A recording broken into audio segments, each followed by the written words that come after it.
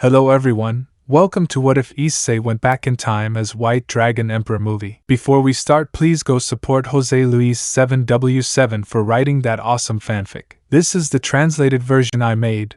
There will be some mistake in character's gender, but of course Issei is a male. Prologue. POV. Issei. I am in what is called the calm before the storm, as we are preparing for a catastrophic battle against the beast of the end of the world and rise from Lucifer. Today was a very quiet day, but I noticed something that makes me very uncomfortable, and I think something bad will happen.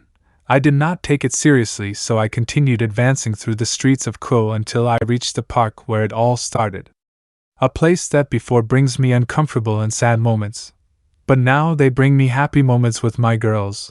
I was just passing by the fountain when I saw the girls, except Irina, walking and chatting with each other, so I wanted to surprise them and I hid in some bushes. Just when I was going to surprise them, I saw a scene that broke me. I saw how Rias, Asia, Aquino, Kaneko, Ravel, Xenovia, Kuroka, Rossweisse arrived with some boys who greeted them with a kiss on the lips. Heartbroken, I ran home, locked myself in my room, and cried inconsolably. POV. Normal. Why? Why? What did I do wrong to deserve this? They are supposed to have sworn eternal love to me, and they just deceived me, Issei said in a melancholic way. At that, a green gem shines in Issei's hand. Don't feel bad, partner.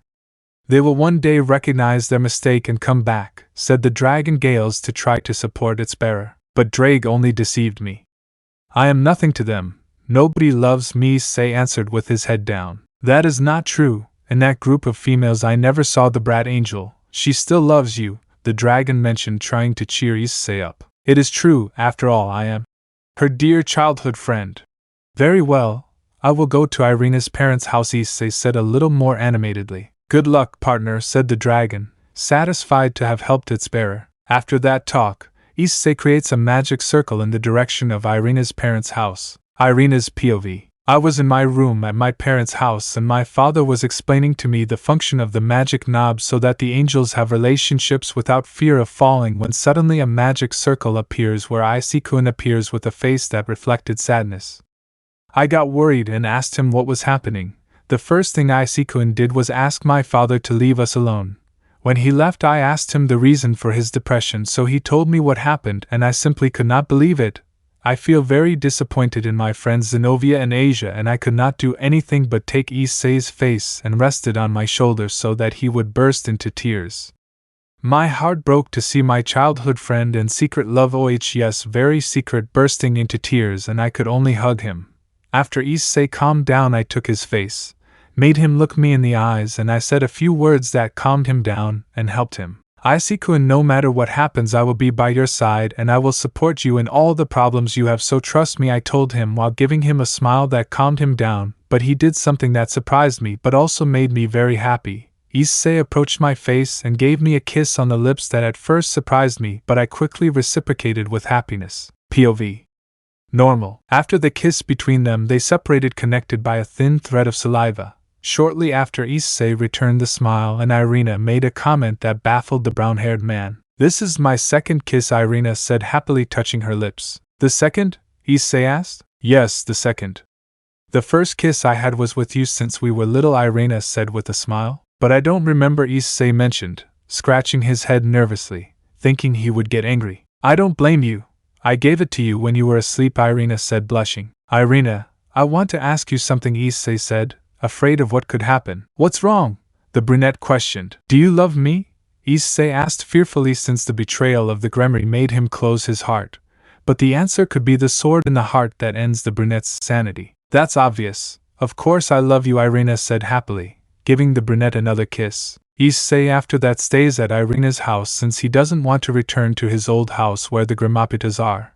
So his last wife stayed in England, and so the week passed. Where the attack of the Trihexa beast arrives, since Rysavim died at the hands of his grandson Vela. All the factions united in one place to fight against the beast of the apocalypse. They attacked for hours, but the regeneration of the monster was a nuisance, so Issei with the use of the Diablo's dragon manages to damage Trihexa so that it cannot regenerate, but in a careless moment the beast swept away a large part of the army, and among them was Irina, who was severely injured, and Issei in a quick movement catches Irina, Issei quickly looks for a phoenix tear, but it was too late.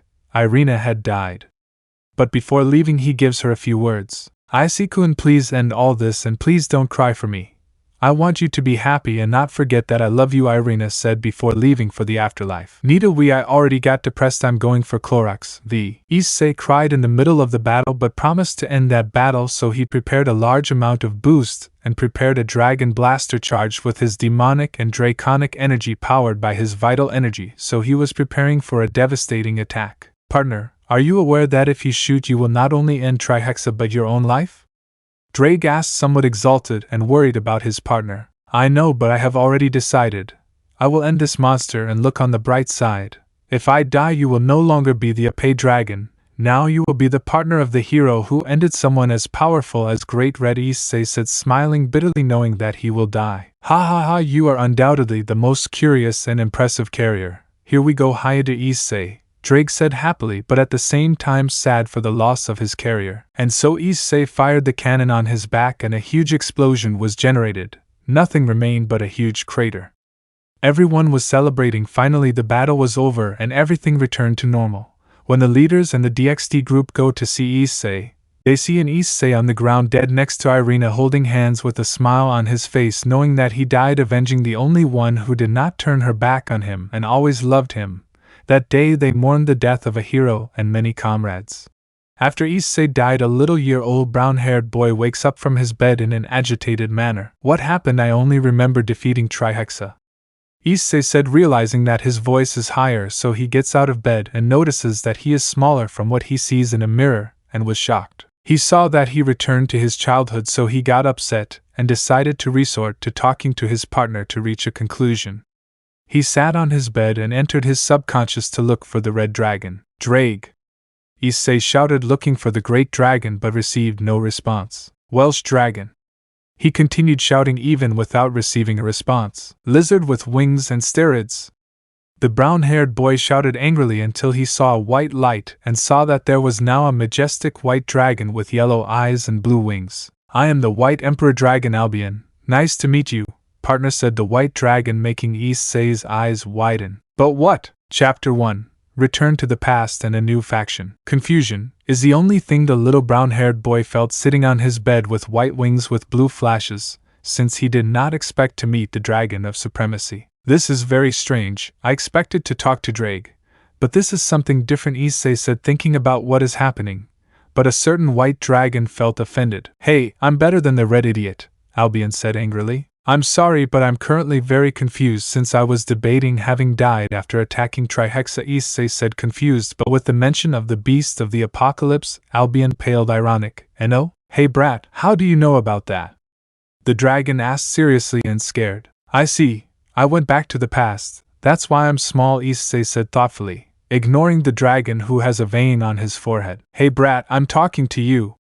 The dragon shouted, looking for answers and scaring the little brown-haired boy. Well, you're in my mind, you can see my memories, Issei commented, making Albion realize that it's true. Well, I forgive you because you're right, Albion said, seeing the brown-haired boy's memories. After seeing the chestnut's memories, the dragon was surprised by the chestnut's first life and made him fear, since now he can be a victim of Issei's perversion and make his reputation fall. Issei, seeing Albion's fear, says something that leaves him calm. Do not worry, after what the girls did to me I do not have that perverted side, Issei commented, to the relief of Albion, who let out a sigh. Well, seeing your story you already know me and from now on you are my carrier, so I will be helping you, partner, Albion said with respect. Very well, what I want to know now is why am I here if I died? Issei asked until Albion drew a conclusion. I'm not sure. I guess this is a good thing since now you can change the event like your death and that of your wife, Albion said, to which Issei blushed but gave a melancholic look. I could not save her, but this time it will be different, Issei said, determined to save his girl. I guess I don't have the boosted gear anymore, but it's not to offend Drake, but I always thought that Albion's balance breaker has more style than Drake's, Issei commented, to which Albion laughed. In another place a silver-haired boy hears his gauntlet sneeze. Are you okay, partner? The boy asked the green gem. If I just feel like a hypocrite insulted me, Drake said, wanting to burn a chestnut. Returning with Issei, he went out to the park accompanied by his mother, where he runs into someone who made Issei cry with happiness. In the park there was a light brown boy with violet eyes, but knowing that at that time she was acting like a man, decided to go with the flow. "Hello, what's your name?" Issei asked the other boy, already knowing his name. "My name is Shida," Irina said with a cheerful and outgoing smile. "I am hyodo Issei. Just call me Issei Shida-kun," she said with a smile that made the brunette blush. "Hey Issei-kun, do you want to play with me?" Irina asked, hoping that someone would play with her. "Of course," was the brunette's simple answer. So they both played, where they became great friends and spent days where she already saw Issei as a love interest, and one day Issei decides to take a fast and risky step since they were both going to be years old, so they went out to play. At one point Issei brought up the subject. "Shida-kun," Issei mentioned, getting the girl's attention. "Yes, how can I help you?" she asked energetically when Issei drops the bomb. "When were you going to tell me you were a girl?" I asked innocently, making him tense up. "Since when do you know?" I asked, afraid that he doesn't want to play with her anymore. "Since always," the brown-haired boy answered simply. "Well, I was afraid that if I told you you would stop playing with me," Irina answered, expecting the worst when she surprisingly hugged her. "Of course I will continue playing with you because we are friends, and I will continue to appreciate you as such," she said, smiling. POV. Issei. After that, Irina and I's relationship improved drastically, and so a month passed where Irina would leave Ko and I. Even though I knew that day would come, I didn't think it would be so painful for me, so I promised her that when our paths crossed again we would be a couple, something that she accepted happily, that in the future we could be together again. After that I decided that to be with Irina faster, I decided to ask my dad to go to Tokyo on vacation, so when I arrived and went sightseeing I went to a Christian temple where I felt the presence of an angel at the level of a supreme class, so when I entered I saw Michael in a sermon of a priest, so when I finished I arrived with Michael and looked at him until he realized that someone was watching him. POV.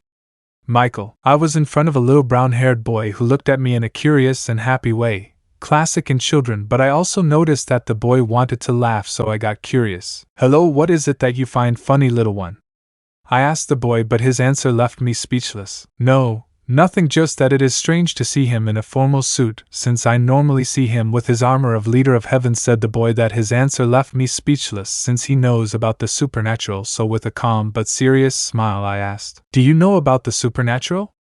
I asked calmly, since I do not feel demonic or sacred energy of the fallen, but I still feel that he has a sacred gear, so I waited attentively for the answer of the brown. "Azi's Michael-sama, and I came to ask to join his faction since Tokyo is territory of angels, so I came here to join you," the boy asked, so I looked at him in surprise. He is very young to know that, so I just smiled and answered, "Very well, but to join the church you have to be someone with a good heart," I said to receive an accent from the boy. "Very well, you are now part of the church, and you will be sent to the Vatican to be an exorcist." "Hi Michael-sama, I swear to be loyal to heaven, and I will always extend my hand to any friend and anyone who needs it," Issei swore, which made me smile. "Welcome to heaven," I said, waiting for little hyodo Issei to tell me his name. The little POV answered me.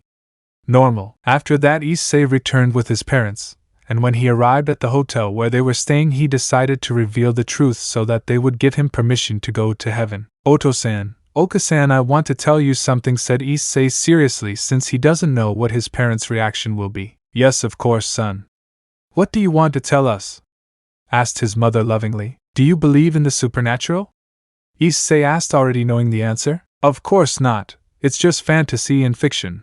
None of that exists," answered Issei's father. "Well, I want to tell you something," so Issei told him about the war of the factions and the fight of the celestial dragons. At first his parents didn't believe him, but their opinion changed when they saw that white wings with blue flashes appeared on Issei's back. So he continued narrating the fight, and he comments that he will join heaven, so he needed to go to the Vatican to become an exorcist. At first his parents were opposed, but after pleading they accepted, and after Tokyo they took him to Ko Airport where he said goodbye to his parents, and they wished him luck. So Issei went to Italy, arriving at the Vatican received by a nun that Issei knows well and his sister Griselda Corda, Xenovia's tutor and one of the most powerful exorcists, and she was the one who guided me with the other candidates to exorcists and prepared to train under the supervision of several priests and low-level angels who go anonymously to help future priests. It is worth mentioning that the church was surprised to have another future priest with a Longinus, since the first was a year-old boy bearer of Zenith Tempest. A high-level Longinus, so they already had 2 Longinus, so it was reached the ears of the Seraphim, who promised to train the bearer of Albion to be the ultimate weapon of heaven.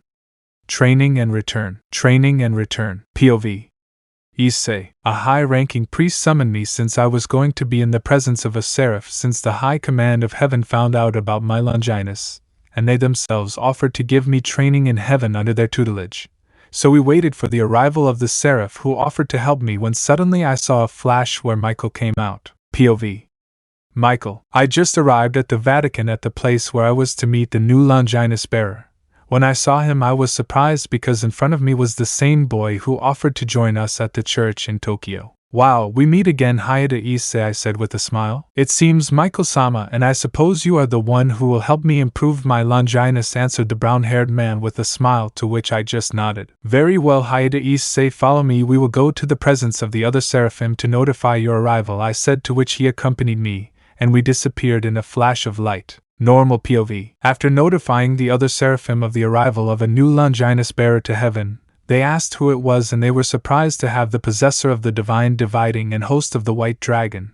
So from there he began his training. Issei was training until he reached the balance breaker at the age of, so he was considered a prodigy, since in just 1 year he had already awakened great power. Time passed, and at the age of he was already doing exorcism missions and was considered the youngest and most talented exorcist, becoming one of the strongest. Also in heaven he was educated by the Archangel Uriel, so Issei became very religious, even knowing about the death of God. He came to admire him and follows his teachings. Already at the age of he was summoned to be offered an official position as an angel as they began to create the system of the brave saints, and Issei was chosen to be Gabriel's joker, since Michael's joker is the second bearer of Longinus from heaven, called Dulio Gesualdo, the most powerful exorcist in the church. He and Issei have already done missions together, and Dulio has a lot of respect for Issei for being someone so young, but I was considered a prodigy in the church, already reaching a rivalry for the first place of the most powerful exorcist, since Issei is the second strongest. After becoming an angel, he spent a year controlling the light to create spears and swords. Now we find Issei arriving with the seraphim who notified him to return to Ko to stop Kokabeel from stealing fragments of Excalibur. He will be helped by 2 exorcists that Issei already knew beforehand. The next day, Issei returned to Ko at the age of. The first thing he did was go to his parents' house. He arrived and knocked on the door, which was opened by a brunette woman who was very familiar to Issei. "Hello, how can I help you?" asked the brunette's mother, not recognizing her son. "Hello, Okasan," Issei greeted with a smile. The chestnut's mother was surprised and happy to see her son again, so she did not take long to hug him with much love, and accompanied by Issei's father, who heard the conversation. They greeted him by asking him how he did at the Vatican, and he told them that now he is an angel showing pairs of white wings and a bright ring on his head. So his parents were surprised, and he told them how he was trained and educated by the seraphim Michael and Uriel. He also told them that he is Gabriel's joker, and being one of the most powerful exorcists. After a while, Issei tells him the purpose of returning to Ko, and that he would have to wait for his allies at Ko Park. Right there were 2 people hooded by a white cloak, and one of them had a large sword and the other one had light brown hair that was pulling his partner's arm. "Hey Xenovia, do you know the ally they entrusted to us?" the hooded woman asked the other, who was wondering what she did to have such a noisy companion. "I don't know him. They only told me he was an exorcist carrying a sacred gear," answered the other hooded woman, so he would leave her alone. So they waited for a while until a chestnut-haired man arrived in casual attire but with a cross as a necklace. But when he saw them he decided to say hello, but he already knew who they were. "Hello, how can I help you?" Issei asked. "Nothing special. We're just waiting for someone," the hooded woman with the sword on her back answered dryly, while the other decided to speak. "Issei-kun?" asked the hooded woman until she revealed her face as Irina. "Irina?" Issei asked, already knowing the identity of his companions but feigning surprise. At that moment, both hugged each other with a smile that reflected joy at finding their deceased ex-girlfriend again, and a new attempt at conquest, until the other hooded woman reveals Xenovia's face. "Do you know each other?" Xenovia asked stoically, to which Irina and Issei nodded while they remained stuck together. "Wow, to meet again now as allies," said Issei to the surprise of both but more so of Irina. "Are you our partner?" Irina asked, to which Issei confirmed. Well, being our ally, I will trust you, said Xenovia calmly but keeping her stoic face. Well, we should introduce ourselves properly as partners, suggested Issei, to which they nodded. Well, I'm Irina Shido and I'm the bearer of the sacred sword Excalibur, mimicked the cheerful brunette introduced herself. I am Xenovia Corda, bearer of the Excalibur Destruction and natural bearer of Durandal. She introduced herself. She would be the blue-haired girl. I am Hyodo Issei, a high-level priest and bearer of the Longinus Divine Dividing Level Sacred Gear, the current hacker Yoku being Issei, to the surprise of them having the white dragon on their side. After that, Issei gave them lodging in his house, so they accepted, and Xenovia told me about the arrival of the Sakura Yudai, but I already had an idea of who it was. The next day we went to Ko Academy to visit the Citri and Gremory heiresses, so we waited at the gate of the academy and waited until a duo of black-haired women arrived. They recognized each other as Sona Citri and her queen, who, upon seeing us, gave a serious face. Good morning. What does a trio of church members need in demon territory? I asked seriously. At that moment Issei takes the floor, having more experience. Good morning, Heiress Citri. We've come from the church to speak with you and Heiress Gremory about a delicate matter. Issei replied with a kind and calm smile. That won't be possible for the moment. You would have to return after classes since we are currently busy and we won't be able to attend to you, I answered in a friendly manner, but still keeping a serious face since the brown-haired man said it was a delicate matter. I myself will inform the Gremory heiress. I appreciate you being able to assist us, and we will return at the agreed time.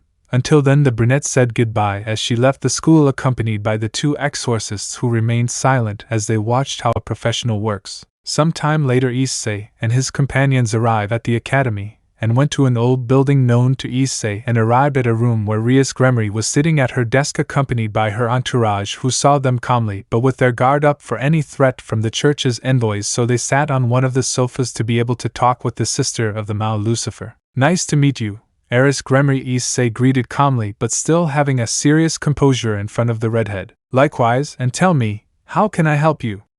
Asked Rias with a serious posture, since she was informed by Sona that the subject to be discussed was serious. We came to temporarily collaborate with you since a problem arose on the part of the church, and that is that 3 fragments of the sacred sword Excalibur were stolen by fallen angels, Issei answered, surprising his companions and attracting the attention of a certain blonde and effeminate emo avenger. But Issei-kun, we can't join with the demons, Xenovia commented seriously. We will only join temporarily since the problem is delicate, and she and the Citri heiress are owners of this territory, so we need authorization to search for the swords in this place, and if the problem gets worse it could involve the high commands of both heaven and the underworld, he answered seriously, to which she nodded, knowing that if the case gets worse it will be inevitable that they will not get involved. Well, continuing with the topic, we will not get involved in the search for the fragments of sacred swords, and if it were to affect us, we will get involved to defend our territory, said Rias calmly. I just want to know if you have sacred swords. That last thing she said she did out of curiosity. That's right, girls, could you please introduce yourselves?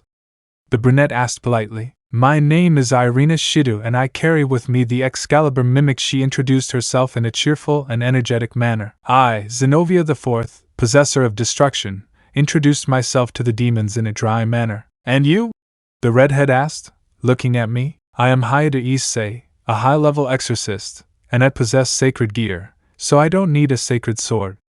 Issei replied, sparking the redhead's interest, but that look was ignored as Issei looked at Kiba, who intended to attack. Suddenly Kiba runs at great speed to attack Irina, but Issei with great speed takes a spoon that he reinforced with magic to make it resistant, creating a crash of these, surprising everyone including the brown-haired girl's companions. You better calm down, Sir Gremory warned Issei, to which the aforementioned looked at him with hatred. I want a duel with the wielders of Excalibur, Kiba claimed, out of his mind, sunk in hatred. After that they go out, but the battle was predictable since there was a versus where Kiba got hurt, and Asia was healing him. Note: here Asia is already a demon since the Gremory group realized the sacred gear, which gave Rias interest. Rias, seeing that the brown-haired man did not fight, challenges him to fight against the rest of his entourage, to which he accepted. Issei was preparing to fight the Gremory group, but he saw Irina looking at him worriedly, so he just smiled at her to calm her down. Well, shall we dance?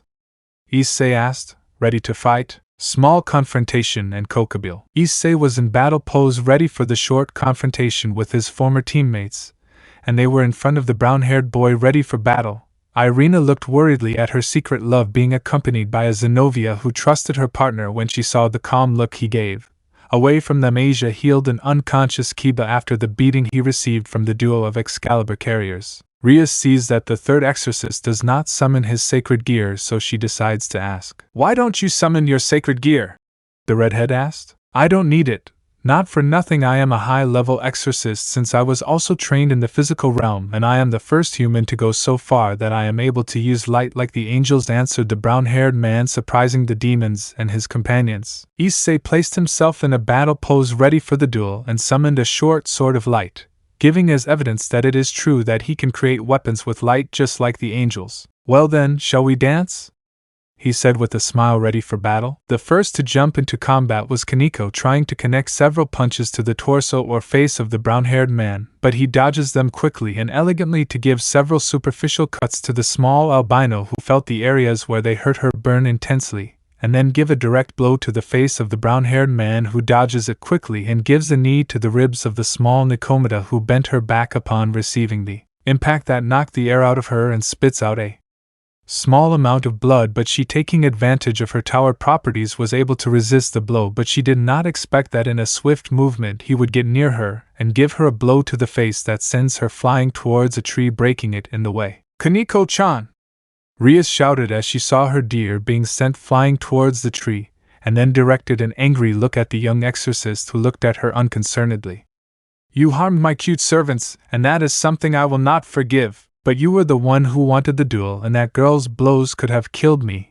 Remember that I am an exorcist, but I am still human," defended the brown-haired man, hiding that he is an angel, making Rias calm down but become serious and look at her queen. "Akino," said Rias, seeing her queen, who only nodded and then prepared lightning attacks and power of destruction respectively to throw them at Issei, who ran towards her direction, dodging the attacks and repelling some with his lightsaber. Issei ran with the intention of ending the duel and then dodged a final attack from Akino, and then hit the lightning priestess in the neck to leave her unconscious, and turning to see Rias being the last one on the battlefield, but at enormous speed, he placed the edge of his sword on the redhead's neck. "Give up.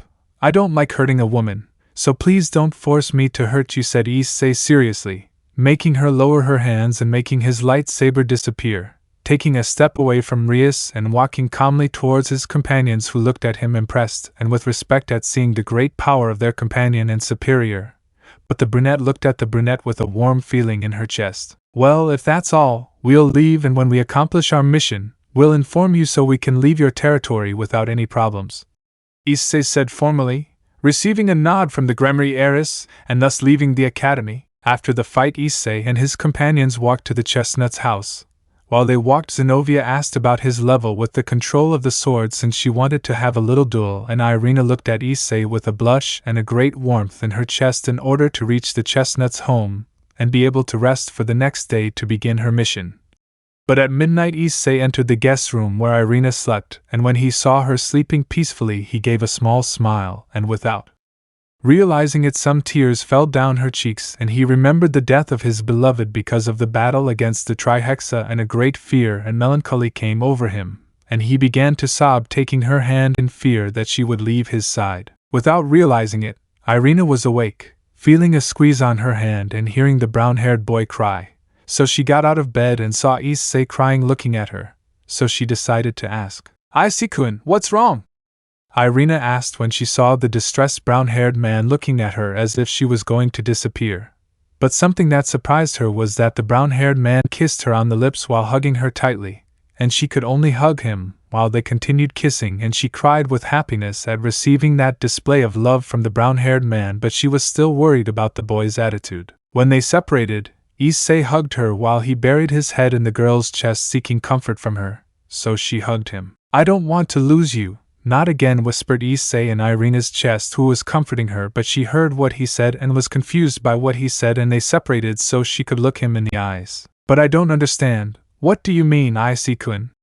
Irina asked, so Issei calmed down a bit and told her a half-truth where he had a dream where she died from a powerful enemy and he couldn't do anything to protect her. "I'm useless. I can't even defend the woman I love. murmured Issei melancholically, being heard by Irina, who blushed and then was happy to know that her feelings were the same as those of the brunette, but she still wanted to clear her doubt. Issei-kun, do you love me? She asked timidly, but instead of receiving an answer she felt a pressure on her lips, so when she looked closely she saw that Issei was kissing her and took that as an affirmative answer, so she reciprocated the kiss and tears of happiness fell from her cheeks. After that they separated blushing and with a small blush. Then the brown-haired boy asked something that made her nervous. Irina, could I sleep with you? Issei asked since he wanted to be with his now girlfriend. So she nodded slowly and nervously, and they both lay down on Irina's single bed, so they were very close together. So Issei chose to hug Irina and put his arm as a pillow for his girl, and there he hugged her torso and put his head on his boyfriend's arm. So they both slept with a small smile as they felt the warmth of their bodies together for the comfort of both. The next day, both woke up in a slightly awkward position, as Issei was lying on his back with one arm on Irina's lower back and the other arm around her waist. Irina, on top of him, was hugging his torso, with a little saliva coming out of her lips, which seemed a little tender to Issei. After that, the couple and the one who lacks common sense had lunch and went out in search of the Excalibur. Some time passed where they searched for the swords, having no clue of the whereabouts of said weapons, so they went to rest and ended up at a cafe where Irina and Xenovia ate as if their lives depended on it. Issei only saw that with nostalgia and a large drop on the back of his neck, and then looked at his wallet, and cried for the loss of his money.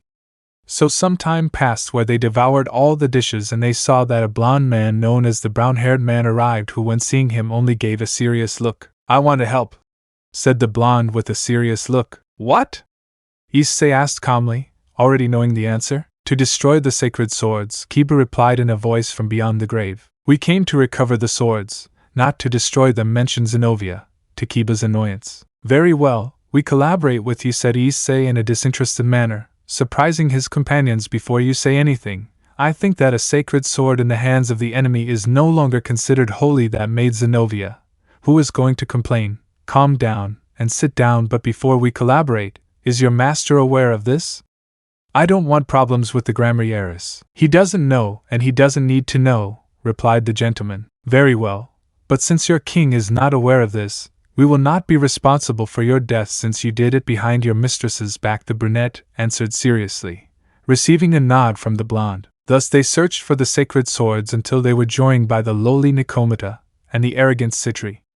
Thus passed the hours until night fell, and they were in an old hideout of renegade demons where the mad exorcist Fried appeared with the Excalibur Rapidi. But with the help of Saji with his absorption line, he retained the albino. Damn shitty demon, let me go right now, Fried claimed as his ankle was held by the blonde Citri's sacred gear. It's your chance, Saji said to the Gremory knight, who thanked him for his help and summoned a large number of swords that luckily the madman dodged with a jump. Sword birth a very dangerous sacred gear in the right hand, said an unknown voice in the shadows, who upon coming out reveals an old priest. Old Balba, said Fried. Kiba gets angry upon hearing the old man's name, but the old man completely ignores the blonde. Fried, you still don't get used to the power of the Excalibur, so concentrate your power on the sword, suggested the old man, to which the priest obeyed and the sword shone, managing to cut what was imprisoning his foot. But before he could fight again, the exorcists and Issei arrived with a lightsaber in hand, surprising Balba. Fried, we have to retreat. Here are the other Excalibur bearers and a high-level exorcist.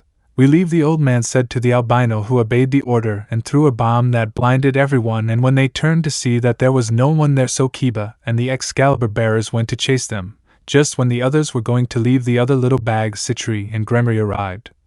Issei left without them noticing and went to his house to sleep, knowing that the next day Kokabeel would arrive and he was going to beat the bat face up. So everything happened like in the past, and now they were in the courtyard of the Ko Academy in front of a Kokabeel on a flying throne. How crazy! And a Balba gathering the Excalibur along with the one he stole from Irina. Everyone was tired except for a brown-haired man who fought with light swords and fire magic, avoiding revealing his sacred gear for more pleasure, and so Kiba obtained his sacred demonic sword, Balance Breaker. It's impossible. The sacred and the demonic could never be united, said an agitated Balba, until he came to a conclusion. Of course it's impossible. The only way is that the being that gives balance between light and darkness does not exist. It means that not only the old Maud died but also he couldn't finish since Kokabeel killed him with a spear of light. Balba, you were a very intelligent person to come to that conclusion on your own, Kokabeel said with a smile. What do you mean? Rias asked without taking her eyes off the fallen man. Not only the ancient demon kings died but also God, Kokabeel answered with a smile, leaving everyone in shock except Issei for obvious reasons. Everyone on the battlefield was in shock by what Kokabeel just said, causing Xenovia to lose the shine in her eyes and Asia to faint from that shocking revelation. The Gremory group was surprised but still remained serious, and Issei was serious, knowing that with his power he is already capable of fighting Serorg and his Regulus Nemia with just his balance breaker, but he was still attentive to any sign of attack. But upon hearing that, he was grateful that Irina was not present, since he did not want to see her collapse, but he knew that it was inevitable, so he decided to act. Ready, Albion, said Issei, ready to launch into battle against the cadre addicted to fighting. Whenever you want, partner, said Albion in his mind, so the brown-haired man invoked his sacred gear, revealing white wings with colored lights that released small blue flashes, surprising everyone and especially the cadre. Knowing that he was the most dangerous, and now knowing that he has a Longinus, he couldn't help but get a little scared. Vanishing Dragon Balance Breaker. In a flash of light, a white armor with blue jewels and intimidating yellow eyes appeared. Hacker Yuku! Exclaimed the cadre, scared, seeing the human exorcist, but paled at the sight of that armor. Balance Breaker! Issei didn't waste any time and launched himself to punch him in the face, which he received while still being surprised, causing him to fly a few meters to recover and spread his wings and rise, causing the brown-haired man to rise with his wings and stare fixedly. I didn't expect to see this when Hakuryuku wants to start a war, said Kokabeel with an arrogant smile, but with some anger for the blow from a little while ago. Okay, Kokabeel, I'm going to stop playing and get serious, said Issei inside his armor, creating a spear of light in the shape of a pure white trident, making the fallen man angry, knowing that they were only playing with him. Damn it! He could not finish when he received an axe kick to the head that sent him to the ground, but before touching him the brown-haired man appeared, giving him a knee in the ribs, raising him again. The Kaffir managed to regain flight when he was raised again by the blow, but it did not last long when he saw that several spheres of light blue energy were arriving, so he could only cover himself with his wings. When he withdrew his wings, he saw in front of that imposing white armor who punched him in the face, making him destabilize and fall, so he took advantage and threw his trident of light towards Kokabeel that impacted in the fallen man's chest, and he could only scream, since despite all the damage he was still alive and on the verge of unconsciousness. But before the brown-haired man finished off the cadre, the expected happened. Before the chestnut killed the cadre, a red armor with green jewels arrived who looked imposing, who saw the other armor and could only smile under the helmet. Hello, rival Azazel sends me to pick up that fallen one, so I have no chance to fight, said the red armor, picking up Kokabeel like a sack of potatoes. Don't worry, after all, at some point we will meet again to fight, said the brown-haired man seriously, looking at the red armor, who only nodded and chose to withdraw. You ignore me, Red, said the chestnut wings. Don't worry, these things usually happen. After all, we are destined to fight, said the jewel of the red armor glove. The celestial dragons are speaking, said Rias, who remained silent, knowing that the exorcist was a Longinus carrier, and could have killed them at any time they met. We will meet again, rival, said Issei, disappearing his armor, seeing the other nod and withdraw with an unconscious Kokabeel. Explanations. Rias Gremory got out of her engagement with Razor in the first raiding game by pure luck, but I skipped this part since Issei wouldn't be present. In the near future, I, Yisus, will upload a lemon, but it will be given in a survey to determine who wants it. I'm a fortune teller, so I'll be preparing it. Issei's relationship with the Gremory will not be hostile.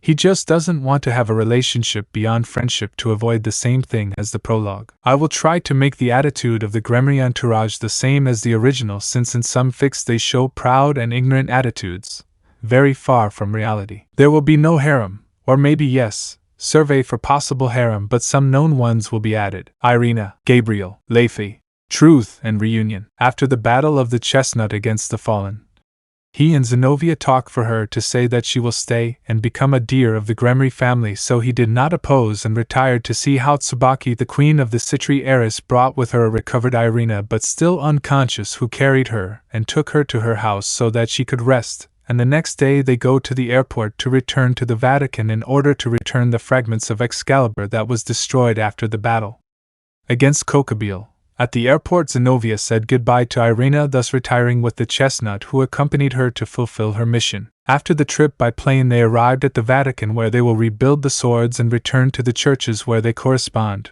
After that, she decides to go to England with her family, to which Issei accompanies her to talk about the death of God, although he was afraid of how the brown-haired girl could take it, since despite knowing it in the future, he wanted to be a support and help to the woman he loves. So when going to England, specifically to the Shida house, they went to greet her parents, who, when they saw the former brown-haired boy, felt very nostalgic and happy to see him again. So he returned the greeting, and after a pleasant and somewhat uncomfortable talk for Irina, they went to the brown-haired girl's room. Issei sat on her bed and invited her to sit next to him, so he did not know how to bring up the subject. So he decided to say it in the softest way possible, and preparing some words of comfort. Irina, Issei spoke to the brunette who, upon hearing him, turned to look at him with a blush. "What's wrong, Issei-kun?" asked the brunette with pigtails. "What I want to tell you is something delicate, and I hope you understand it," said Issei seriously, but with a little regret, knowing what is coming. So the brown-haired man told her about the death of God and tried to say it in the softest way so that she would understand, since at least he wanted to do it in a way that would not depress her. Once after the explanation, the brown-haired man's eyes went out as if she were taking refuge in her mind, so he decided to hug her, who upon feeling the brown-haired man's hug and warmth burst into tears, so she clung to Issei's hug. He, despite knowing that she would burst into tears, it hurt him that she felt so sad, since the woman he loves cries without him being able to avoid it, so he hugged her tightly to comfort her, and to be able to lighten the brown-haired man's sadness, he decides to say a few words. "You know, Irina? Even though God is not with us, He gave His life to save us and to have a better life for the next generations. So He died doing a good deed, because that shows that He is someone of infinite love. He may have left, but He left His teachings in the world so that people like us, His followers, always follow the right path and have with us the love of the one who gave His life for us," said Issei with a smile, caressing his girlfriend's back to calm her down. So when she hears Issei's words, she separates to leave a small smile that reflected love and gratitude for having helped her overcome her sadness. "Thank you," said Irina, already recovered from that news, and Issei's words remained engraved in her head. "Okay, now back to an important topic. I want to tell you something," Issei mentioned with a mischievous smile that generated intrigue in the brunette. "What's wrong, Issei-kun?" Irina asked, a little recovered from the previous news. "I hope you don't faint," he said, Issei trying to hold back his urge to laugh, causing more interest until he was surprised to see that behind Issei's snow-white wings and a golden ring on his head appeared. "Imagine him with brown hair." "I'm an angel," Issei said, smiling, which was enough for Irina, who fainted after the shocking revelation. I think I went too far." "You barely notice," Albion said in Issei's mind, who could only scratch his head nervously. "I think it would be best to wait for her to wake up so I can explain to her," Issei said to his partner, as he sat down to wait for his girlfriend to wake up. After minutes she began to wake up, seeing Issei, who just smiled at her affectionately. "Issei-kun, sorry, I think I fell asleep," said an embarrassed Irina, blushing with shame. "You actually fainted?" Issei commented with a smile, to which Irina's eyes opened wide upon knowing that what she saw was not a dream and her childhood friend was an angel. "Are you really an angel?"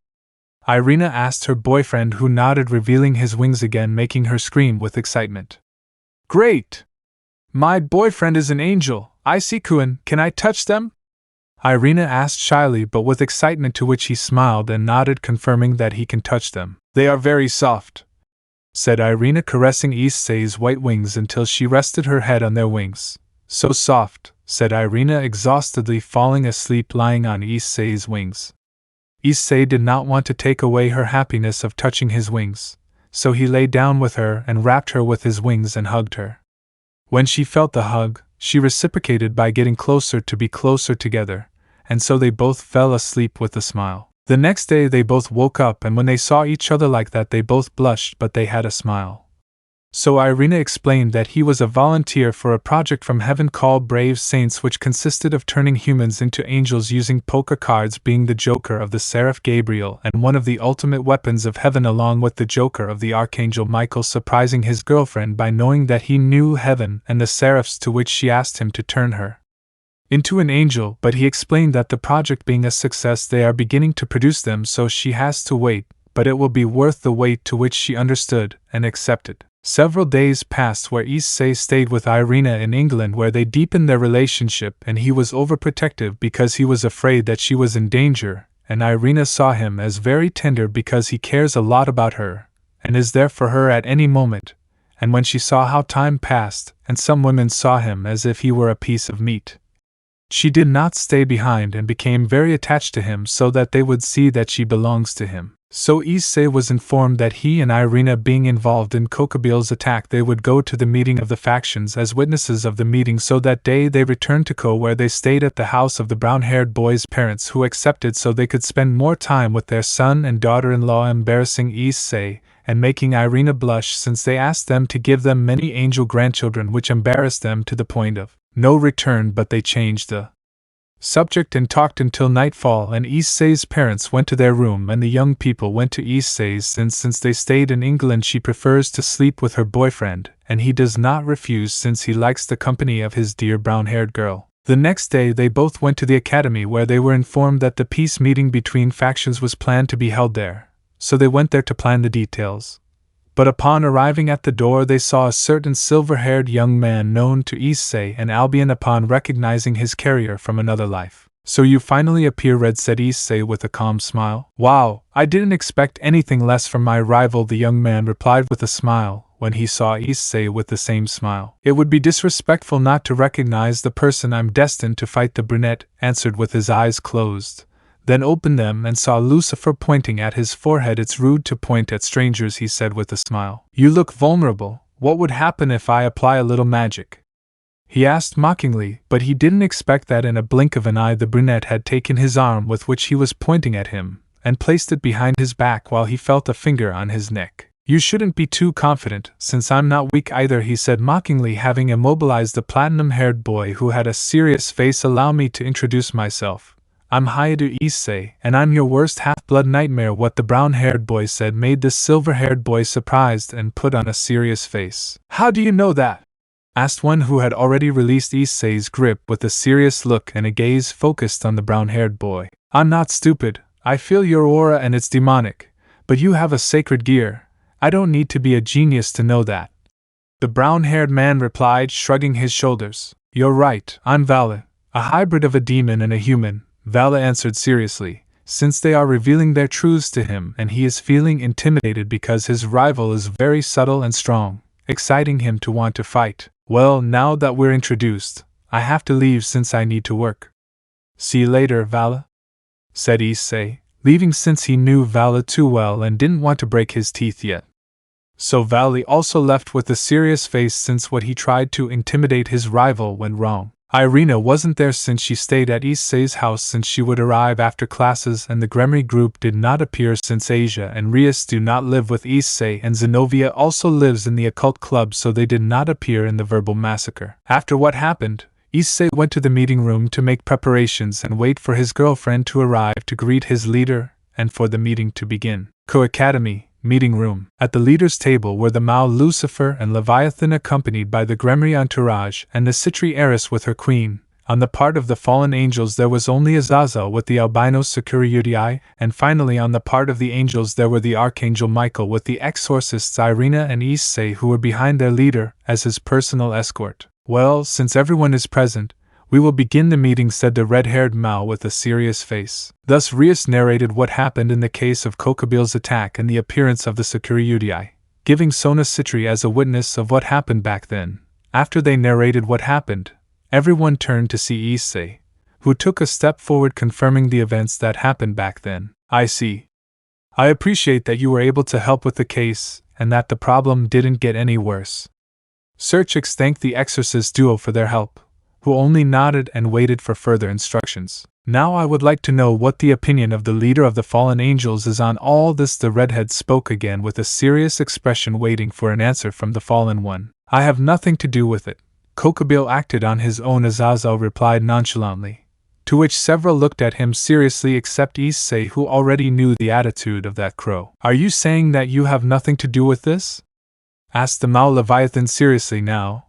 It was rare for her to be serious. I let him go since I didn't know his intentions. I began to suspect when he requested more fallen angels who followed him. Being a cadre, he had no problem obtaining troops, Azazel answered. Besides, he didn't know that I had infiltrated this city. So what's the reason you wanted to start a war?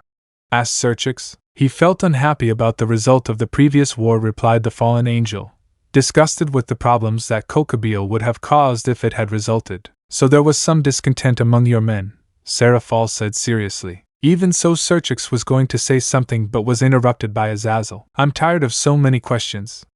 Why don't we sign the peace treaty now? After all, we all came here for just this reason. The leader of the fallen suggested with a smile, creating a tense silence. You're right.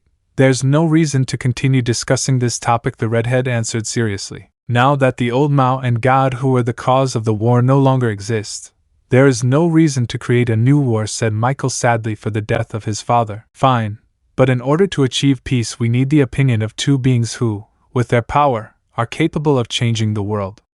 The opinion of the celestial dragons is important to achieve peace, since a pillar that fosters peace is necessary, said Azazel with a smile. I don't care, I just want to fight strong people. Vala gave his opinion in a careless manner. You can fight with strong people without the need for a war, commented the fallen man, to which the silver-haired man smiled. And you're Hakuryuku? Asked Azazel, seeing the protagonist. I want peace. There is no need to shed innocent blood in an unnecessary conflict, Issei replied, to which they smiled at that answer. Well, with that we can sign the treaty of. He couldn't finish because time stopped. Rivals and end of meeting. What happened? Asked Rias, who was holding her brother's shoulder, which prevented him from freezing. It seems that time has frozen, said Azazel with a serious expression but keeping his carefree smile. But why aren't we being affected? Xenovia asked with a serious expression. That's easy, said Valley, getting the attention of everyone in the room. The leaders stay by their power. We by having a celestial dragon, the exorcists by their sacred swords, and the blonde by his sacred demonic sword. I'm fine thanks to Oni-sama, said Rias, still holding his brother by the shoulder. And who did it?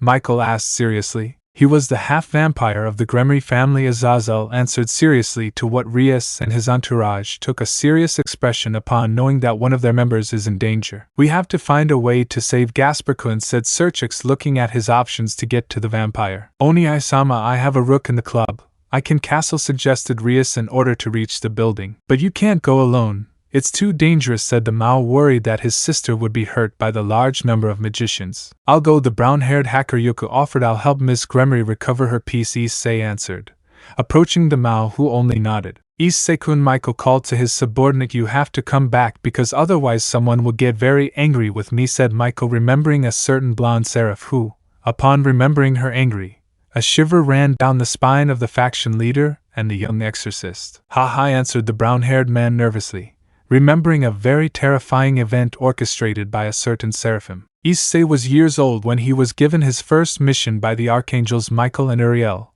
which was to go cleanse a territory that was invaded by fallen angels and rogue exorcists, so he was accompanied by other high-level exorcists.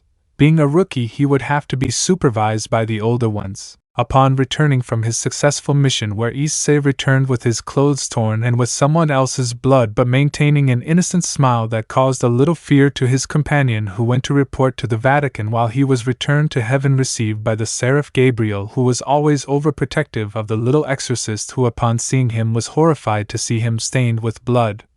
She asked him what his first mission was, who upon hearing what his mission was about asked the brown-haired man the names of the people who entrusted him with that assignment. The moment he heard the names, Gabriel called his brothers to talk, but when they arrived only screams and pleas for forgiveness were heard. When the screams ended, Gabriel closed the door, where before closing completely you could see both archangels lying on the floor in a worse state than Jiraiya.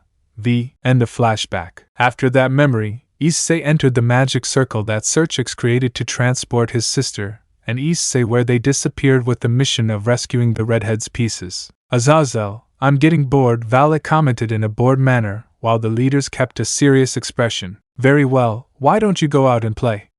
Suggested the fallen man with a smile, to which the silver-haired man also smiled and went out the window. Welsh Dragon Balance Breaker. From the silver-haired man emerged an enormous crimson light, and when it disappeared, a red armor with green circular gems could be seen.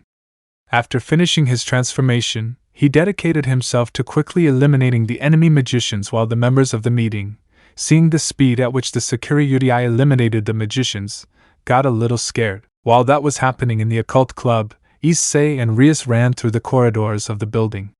When they reached the room where the bishop and the rook were being held, they were being watched by some magicians. "Stop right there!"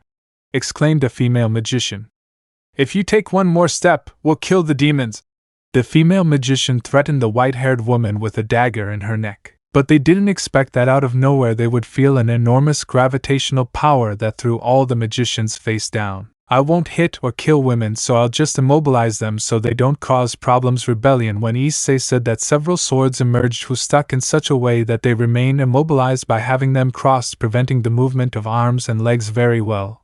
"You just need to free your deer," he mentioned to Rias, who remained a spectator of the brown-haired man's skills. So they put on the bracelet that Azazel gave to Issei to regulate Gasper's sacred gear, and they retired to the meeting room next to the Gremory rook and bishop. After they saved the pieces of the Gremory, they arrived at the room that was destroyed since there was a fight between the leader of the Fallen and a descendant of the original Mao Leviathan, where Azazel wins the battle, losing an arm in the process until he falls due to a blow delivered by the silver-haired man still inside his crimson armor. "Ouch! That really hurt," said Azazel, coming out of the crater created by the momentum of Vala's blow. "Sorry, Azazel, but this side is more fun," commented Vala with an arrogant tone. "Tell me, Valley. A few days ago my second-in-command Shemhazai discovered the name of a terrorist organization called Chaos Brigade, who is led by the goddess of infinity Ophis Ouroboros," said Azazel, to which everyone was surprised except Issei for obvious reasons, who was already mentally preparing for his battle against Vala. "It's true that I joined the Chaos Brigade, but Ophis and I have different goals," Vala replied. "I understand. I thought you would help Kateria take the Mao throne," the leader of the Fallen mentioned, confusing those present. "What do you mean, Azazel?" asked Rias, who remained serious about the current situation. "I am Vala Lucifer, direct descendant of the Mao." Lucifer revealed the silver-haired man, showing pairs of bat wings, shocking those present. "I come from the union of a demon and a human woman." "That's impossible. It's just a whim of fate," said Michael, surprised. "I would call myself a miracle," he replied arrogantly. "That makes him the strongest Sakurayudai of the past, present, and future," said Azazel. "Hi to Issei. Don't you think fate is cruel? I am a descendant of a demon king, and I also possess a celestial dragon, and you are just a pathetic human.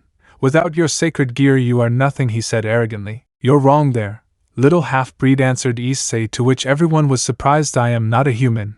I'm an angel," he said, revealing snow-white wings that surprised those present. "And not only that, since I am the strongest bearer of Albion, since I have been trained under the supervision of the great seraphim of heaven since I was years old." Vala was shocked and excited. His rival was a force totally opposite to him, and was someone worthy of being considered his rival. "But well, less talk, more action," said Issei in battle position, summoning his flashing wings. Vanishing Dragon Balance Breaker. In a celestial flash, a white armor appeared with blue jewels spread throughout the armor, while creating its trident of blue light, and on Issei's wrist a golden bracelet shone that released the Dragon's Slayer aura. Note: Issei not having the boosted gear, he modified Ascalon and shaped it like Excalibur Mimic, giving it the shape of a bracelet. After that, both took flight, where they both fought in an epic way. Issei launched himself towards Vala with his trident of light that impregnated it with Dragon's Slayer energy to create greater damage, while Vala dodged as he could, since the brown-haired man moved masterfully since he did not give him any respite. But in a careless moment Issei managed to hit him with the handle of the trident in the area of the head, which managed to stun the silver-haired man.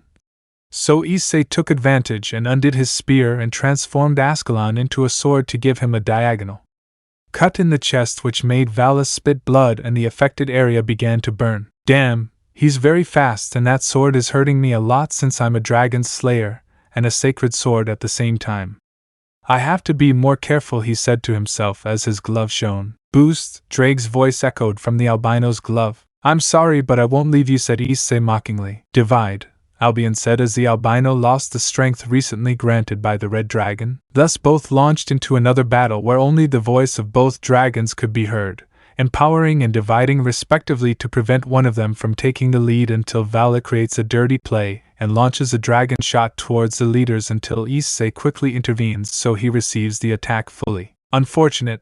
They have nothing to do with it, he said angrily with Vala, since among the group of leaders was his girlfriend with pigtails who was worried when she saw him hurt by the dirty attack of the white-haired man. Everything you love and treasure can disappear in an instant, Vala said arrogantly with a smile. You can hurt me all you want or you can mutilate me if you wish, but if you touch the people who are precious to me, I won't forgive you. The brown-haired boy shouted euphorically, revealing a totally intense sacred and dragonic aura that made Vala get serious. The brown-haired man suddenly disappeared from where he was and reappeared, giving a strong blow to the albino's face, knocking him to the ground. After that, he appeared only to knee him in the stomach, making him spit blood. Just as he was about to counterattack, he disappeared again to hit him in the face, then bend down and sweep his legs so that the albino fell, and before he fell, he hit him in the chest, sending him flying. After that, he reappeared to kick him into the sky, and finally, he launched a torrent of energy that sent him back to the ground. Are you tired yet, arrogant? The brown-haired man asked seriously with a death glare as he walked towards the albino who was on the verge of unconsciousness. But before he could reach it, a young man in Chinese armor and carrying a staff appeared. You really got beaten up, the stranger said mockingly and seriously. Biko, a descendant of Sun Wukong, said Serchik seriously, looking at the new unexpected guest. The Sakuriyudai and a descendant of Sun Wukong sure make a good couple, said Azazel with a serious expression, but keeping his smile. Yaoi?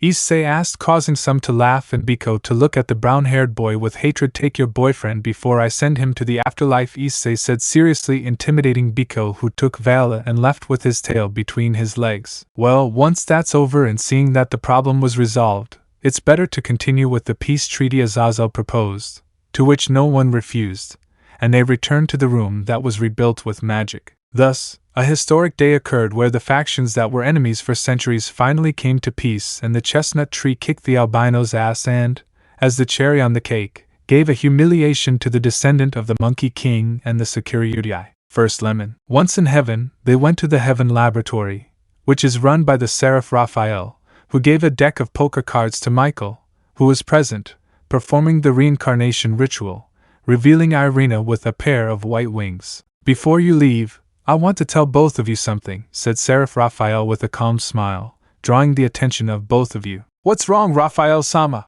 Asked the brown-haired man curiously, next to his girlfriend who was holding his hand. I know they are a couple, and since they are angels it will be difficult for them to have a more intimate relationship without the danger of falling. That's why I invented this, he said, showing a goatee well known to Issei, who was blushing with embarrassment. And Irina was worse since she was so red that Rias would look albino in front of her, and she was blowing smoke out of her ears. How does it work?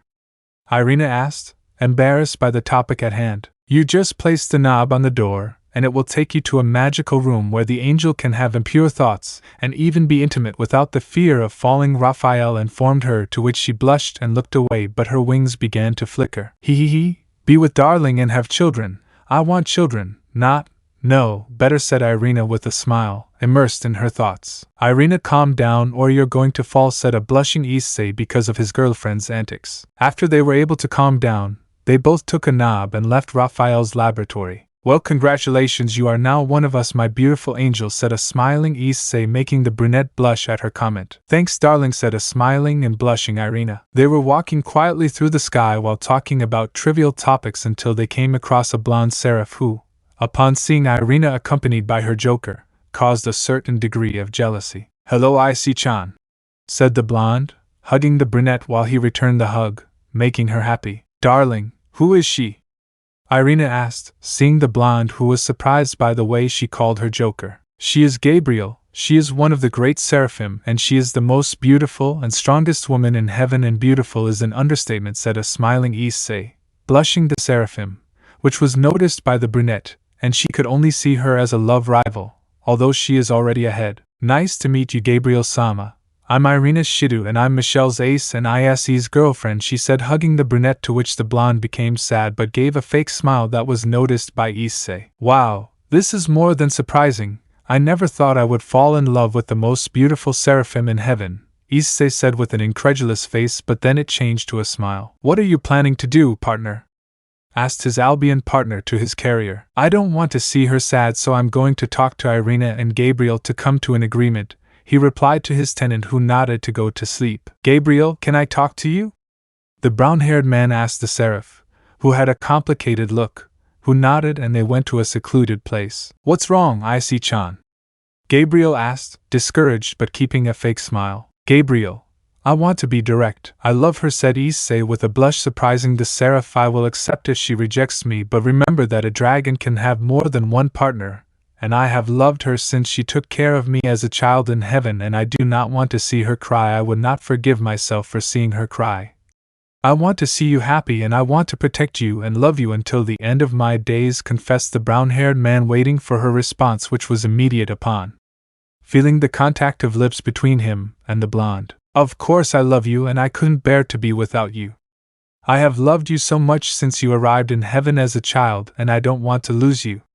I agree to share you and love you for eternity, and never leave me alone, confessed the seraph, shedding tears, kissing her again. After their confession, they both returned with Irina, to whom Issei told what had happened, and she accepted, always and when he loved them equally and did not forget her, to which he accepted, giving them both a kiss and returning to Issei's house, where the brown-haired man introduced Gabriel to his parents, who accepted her into the family, asking for many grandchildren, embarrassing the two girls and the brown-haired man. 2 days passed since what happened, and Michael, upon learning from his sister that Issei was his boyfriend, almost hunted down the brown-haired boy, but with a good beating from Gabriel, he calmed down.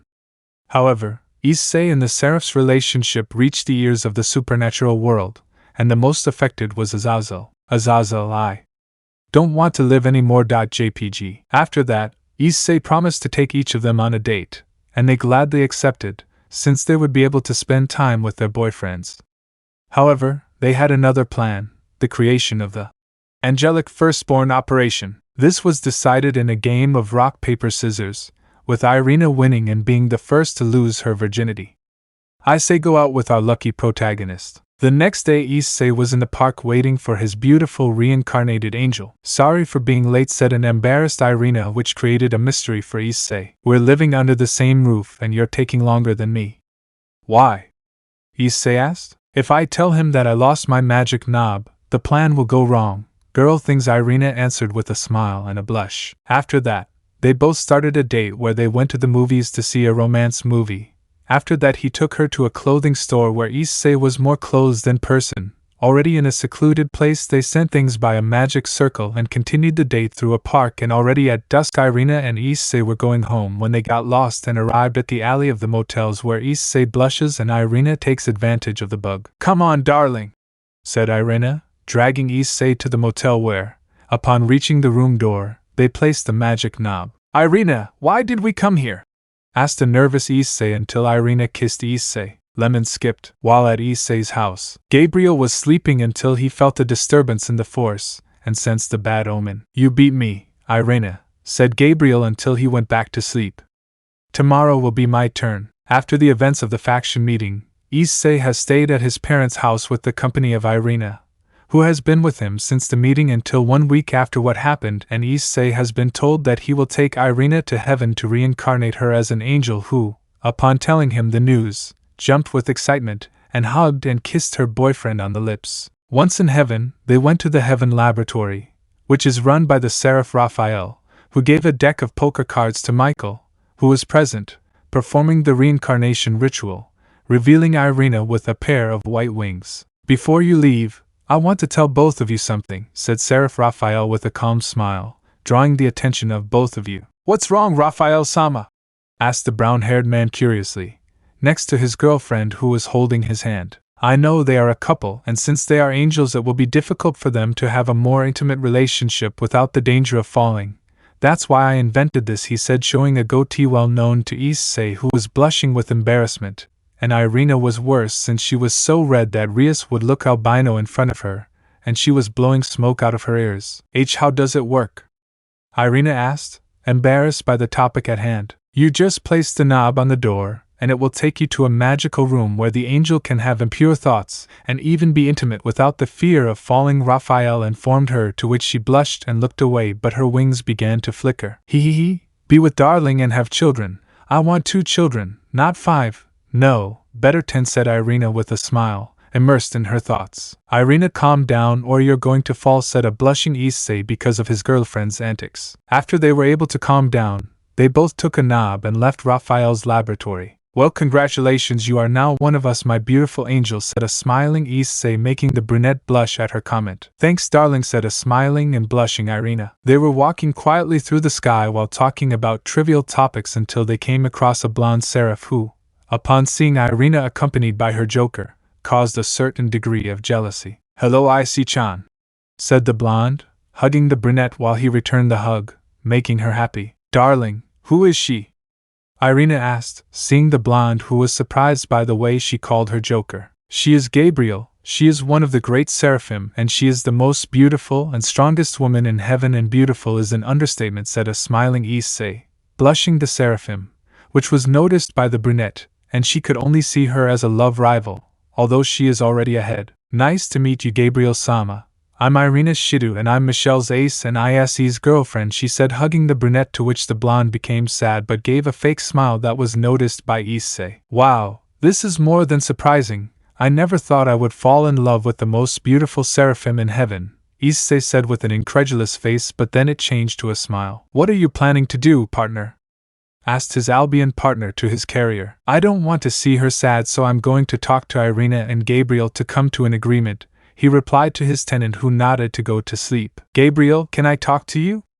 The brown-haired man asked the seraph, who had a complicated look, who nodded, and they went to a secluded place. What's wrong, Issei-chan?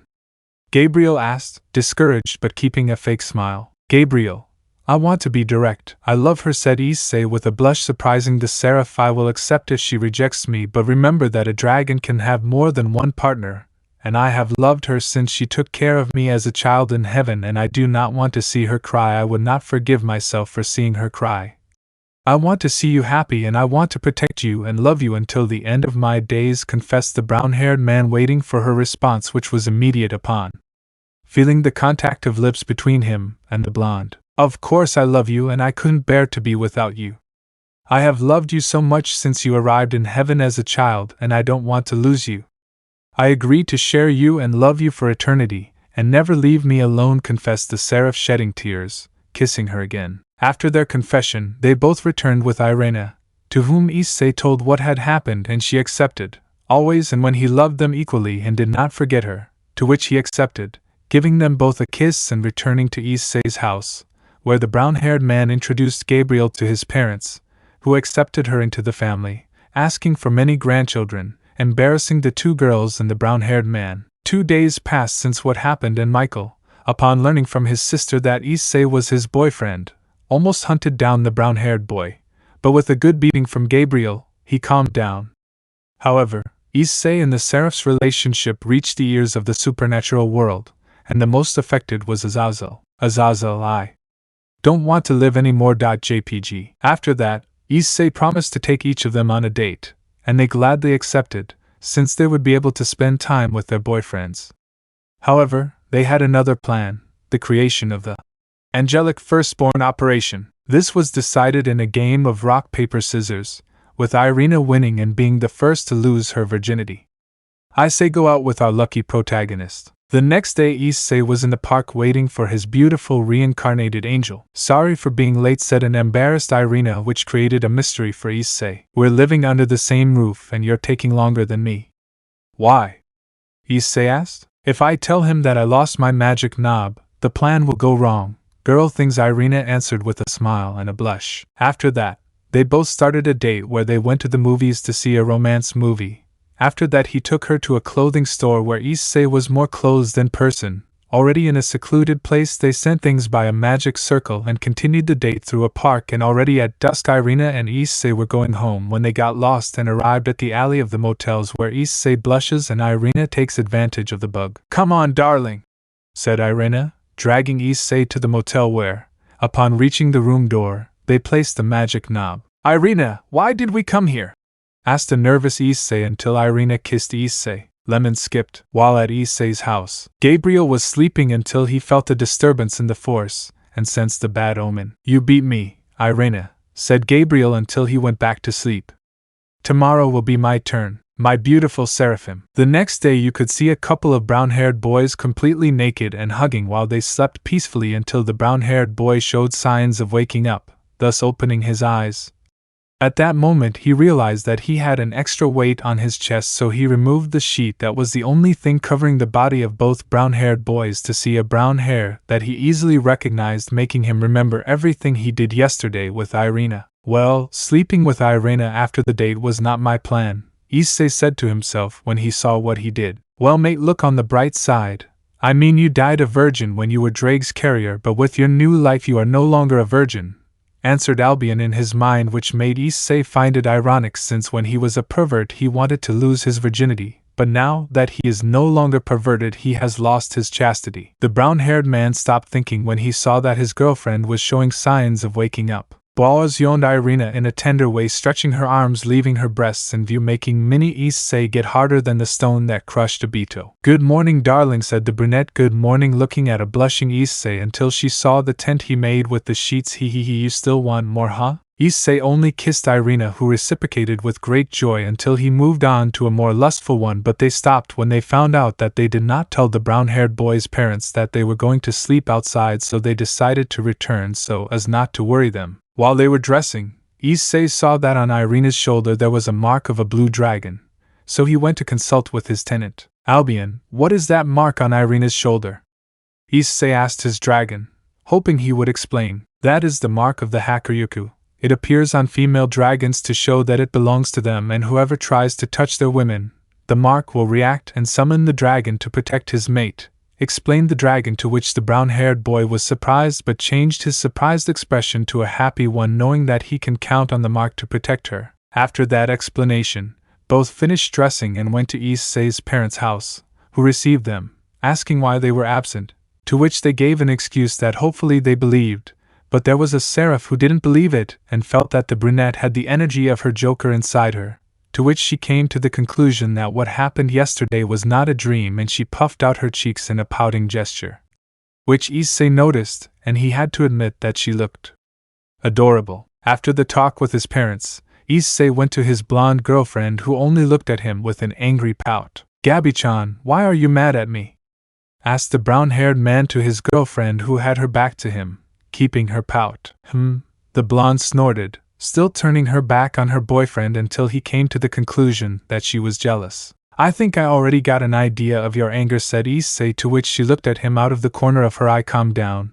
I will also take you on a date," suggested the brown-haired man, to which she stopped, turning her back on him. "Very well, I forgive you if we have the date today," said the seraph with a smile, since she was not going to waste her opportunity to do it with Issei. "Okay," said the brown-haired man, since he couldn't deny anything to his beautiful girlfriend, who looked at him with a radiant smile. After that little couple discussion, time passed, and it was time for Issei and Gabriel's date. Upon leaving the house, they both went to the mall where the brunette and the blonde passed by to buy clothes and go to a restaurant to rest and eat. After passing through the mall, they went to the aquarium, where Gabriel showed his childish side by getting excited when he saw all the fish and was scared when he saw the sharks. In a moment of carelessness on the chestnut tree, Gabriel was about to hug a jellyfish. After that, Issei, seeing his girlfriend's childish side, getting excited about seeing the animals, decided to take her to the zoo, where when she saw the gigantic animals, stars appeared in her eyes and she screamed with excitement. So Gabriel dragged Issei around the zoo to see different species of animals. At the end of what happened, they decided to rest in a park, where Issei moved away from Gabriel to buy some drinks for himself and his girlfriend. But while he left to buy some, a duo of men arrived who approached the seraph while looking at her shamelessly, and she could only sigh. "Do you need anything, gentlemen?" the seraph asked with a fake smile, since she was used to being harassed by men. Hey darling, why don't you come with us and we'll have fun? You're going to have a great time, said one of the men with a cheeky smile and his eyes looking at the blonde's bod. No thanks, I'm with someone, please leave, the seraph asked politely and with a smile to avoid as many problems as possible. Oh come on, we're going to have fun. They tried to touch the blonde but were stopped by the brunette, who gave them an angry look which made them get scared when they felt the bones in their wrists creak from the force applied. Go away and don't touch my wife again, said Issei with an icy look which made Gabriel blush because of how Issei defended her, and made the men run away in fear. Are you okay, Gabi-chan? Yes, thanks Issei-chan, answered the blonde. After the incident they decided to return home to rest, although the blonde had other plans.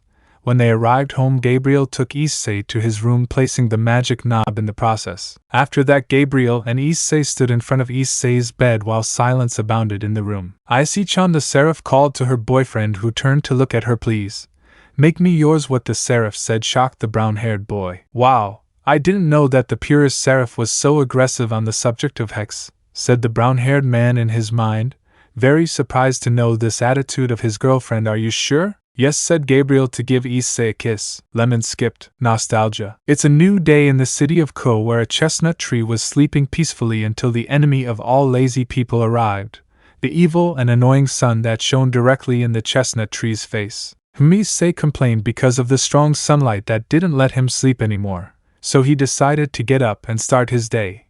But just when he wanted to get up, it was impossible when he discovered that he had 2 weights on each arm and on his chest. Next to the chestnut were a brown and blonde-haired girl who were completely naked, hugging the chestnut's arm and with their head resting on Issei's chest with a big smile, remembering everything that happened the night before when they saw a dragon mark on Gabriel's shoulder, as well as Irina. They looked so beautiful asleep, so fragile and innocent, Issei thought with a warm smile, until the memory of his past life came to his mind, causing the brunette to begin to shed a few small tears. I have a new opportunity, and I am not going to waste it, the brunette commented in a low voice with great determination. Partner, your current power is far superior to your past life. If you manage to break the curse of the divine dividing just as you did with the boosted gear, you could unleash a power far superior to your Crimson Cardinal promotion when you were a demon.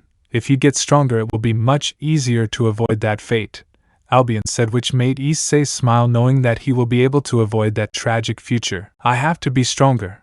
I have to break my limits and reach a level much higher than I was in the past. Then I will enter the divine dividing to break the curse. Now I need to concentrate on the present since I feel that new changes will come, Issei said to his partner, to see how both girls showed signs of awakening. Good morning, darling, Irina said. Good morning, rubbing her eyes while yawning and then giving the brunette a kiss. Good morning, Issei-chan, the seraph greeted with a smile and also gave Issei a kiss. Good morning, my beautiful angels, Issei greeted with a big smile as he got out of bed to go down to breakfast with the brown-haired boy's parents, who were waiting for them in the dining room. Good morning, Oto-san, Oka-san, Issei greeted his parents, who returned the greeting, so the girls also greeted them and began to eat in a familiar environment until a communication circle appeared in the brown-haired boy's ear, informing him of going to heaven for a new mission. Upon arriving in heaven, they were greeted by Michael, who guided them to his office to entrust the new mission for the chestnut and his recent as well. Issei-kun and Irina-san,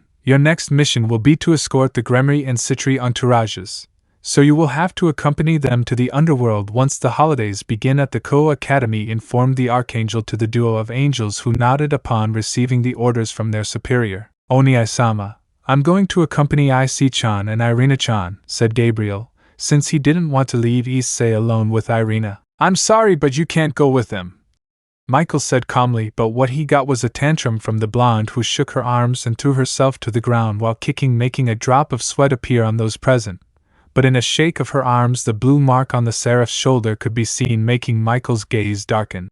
Issei-kun, could you come with me? I want to talk to you about something alone, he called the brown-haired boy, making him nod to go through a magic circle to a room with 2 sofas where the brown-haired boy sat on one of them. Tell me, Michael-sama, asked the brown-haired man, looking at the leader of heaven who sat in front of him to see him seriously. I want you to be honest, Issei-kun. Have you already had hex with my sister? Asked the blonde seriously, to which the brown-haired man tends to take a serious stance. Yes, I did it, confessed Issei with a serious look, to wait for an answer from Michael. A few seconds of silence passed before Michael's serious look disappeared, confusing the brunette. I see. said a calm Michael to a dismayed brown-haired man who had a confused expression, not knowing the situation. Do you agree with this? You know that polygamy is prohibited in heaven. Can I still maintain my relationship with Gabriel knowing that we are both angels? Issei asked with concern, to which Michael just smiled. Do you remember when you met Gabriel? Michael asked with a nostalgic smile, making Issei smile too. How can I forget it? Said Issei with a smile. Flashback. A 7-year-old Issei was accompanied by Michael to the Seraphim Hall in order to introduce the new ally of heaven. The walk was silent but not uncomfortable since the child had a happy smile, but inside he had a little nervousness, and that was noticed by Michael, who only smiled at the infant's attitude. Once they arrived at the gate, Issei, despite having a mental age much older than his current age, became anxious and did not want to enter since different scenarios were going through his mind, from not being accepted or being seen in a bad light for having a celestial dragon as a tenant. The only thing he could do was stand behind Michael, who smiled and entered the room where the 3 great seraphim were waiting for them. Michael, where is the bearer of Longinus who notified us that he would be our ally? Uriel asked calmly, and then received his answer. Here it is, Issei-kun, introduce yourself. They will accept you. Michael called Issei, who only poked his head out, and then showed himself completely. Nice to meet you, Gabriel-sama, Uriel-sama, Raphael-sama. My name is Hyodo Issei and I am the current hacker Yuka, said a nervous brown-haired man. There was a short silence until it was broken by a beautiful blonde who went straight to hug the little brown-haired boy. Kawaii! Screamed the blonde, hugging the little Issei tightly, who was drowning in a way that any man would want to die. Sister, let him go. You're suffocating him, said a smiling man, to which the blonde was embarrassed and let go of the brunette, who was taking a breath so that he could continue living. He almost killed me, said Issei, taking a breath and calming his blush. I'm sorry, it's just that you're very tender when you're nervous, said the seraph with a smile that the brown-haired boy noticed her. She's beautiful, Issei said in his mind. What is the bearer of a celestial dragon doing here, knowing that those dragons killed many of our brothers? Raphael asked with a serious expression, while Uriel nodded seriously. Well, since he was 5 years old he awakened his sacred gear, and at 6 years old he found me in a church in Tokyo voluntarily joining the Young Exorcists program. So he wants to be our ally, answered a calm Michael with his classic smile, surprising the seraphim by the age at which he awakened his Longinus. That's true. At that age I already awakened my sacred gear and had the desire to be useful to heaven and join them, said a determined brown-haired man while looking at Uriel and Raphael, who sighed. You have great potential, and I also see that in your heart there is great determination and an unbreakable will. I will accept you well, said Uriel, smiling. Okay, I accept you, said Raphael, still a little distrustful. Since that day he was accepted by the seraphim. Gabriel always took care of him since his arrival in heaven and was too overprotective, and every time Issei arrived hurt from training or a mission, she would go to the culprit to leave him as a piñata. End of flashback. Ha ha ha ha ha. Both men laughed as they remembered how Gabriel once almost killed Raphael because Issei had a scrape on his knee during training. They were good times, said Issei with a smile of nostalgia and joy. Yes, Michael said, smiling. Gabriel barely met you and you already had a great bond with her. You lived together and chatted. I always saw you together. Do you remember when you became her angel? Another flashback. Issei, 15, and Dulio were called by Michael as they wanted to give him an urgent notice along with other seraphim. They called us, Michael-sama, said Dulio next to the chestnut tree who was next to him. Yes, Raphael wants to propose something to you, said Michael, to which the aforementioned spoke. We have made a project capable of reincarnating humans into angels, said Raphael, surprising Dulio and Issei to remain serious. What I am going to propose is that if you want to be volunteers to be the first to be angels and test if it is functional, to begin producing this method to the other seraphim, said a smiling. We are basically your guinea pigs, Issei commented, to which Dulio started to laugh. Issei, what a good joke. They don't see us that way. He was silenced by a shout from Raphael. Exactly. You got it right, Issei-san, said Raphael, smiling, to which Dulio froze. Well, who will be the first? I think so, said a nervous Dulio standing in front of the seraphim. Which of us 4 do you choose? Raphael asked, to which Dulio went with Michael, making Uriel and Raphael cry like all men to do the chant and be the first joker of heaven. It's your turn, Issei-san, said Raphael, so that Issei could walk with Gabriel, who was a little unsure. Are you sure, Issei-chan? You can be with Uriel or Raphael, said Gabriel with distrust. Gabi-chan, Since we met I swore to be useful to heaven. On that day we met we have been great friends and I want to be with you because among all those present, I appreciate you the most, said Issei with a smile which made her blush and had a warm feeling in her chest which was noticed by Michael. After that Issei was turned into an angel. And flashback. Since that day I noticed that a pure and warm feeling sprouted in Gabriel, which made me have a suspicion, but since he was so small I did not take it into account. But with the passage of time I saw that it was love. She loves all the things that I believe in as a father and treasures them in her heart. But this love was different because it reflected affection, longing and tranquility. That made me think, giving me the conclusion that she appreciates you as the most valuable thing in her life. After reaching that conclusion I decided that things would follow their course and that she would fall in love, Michael said calmly, surprising Issei since he did not notice that feeling. But he was glad that his feelings were pure, like Irina's. Michael-sama, I want to be with Gabriel, but I want to continue being part of heaven. What do you suggest is right? Issei asked seriously. You are forgetting the detail that despite being an angel you are still a dragon. Your dragonic power will attract women. But you have to be aware that if you commit infidelity to the women you love you will fall, said Michael, leaving Issei thinking about what the Archangel said. Okay, Michael-sama. I will take care of Gabriel and Irina as they are the most important things in my life and I will continue serving heaven, said Issei enthusiastically, making the blonde smile. Call me Nissan. After all we are family, said Michael smiling. Hi, Michael and I promise to take care of Gabriel and make her happy, replied the brown-haired boy. One last thing, said Michael, gaining Issei's attention. I want to be the one who blesses you at your wedding, said Michael smiling, to which the brown-haired man returned the smile to return with the girls. We're back, they said in unison, for the chestnut to be tackled by a duo of annoying seraphim. How dare you sleep with our sister? We trusted you and you turned your back on us, said Uriel and Raphael angrily, to be called by a sweet voice to see Gabriel with a sweet smile. After several screams and wails, Uriel and Raphael could be seen with unrecognizable faces, and Issei and Michael were in a corner watching the massacre. That was intense, said Irina behind both of them, making them both jump in fright. You scared me, Irina, said Issei, now calmer. I managed to perfect my skill,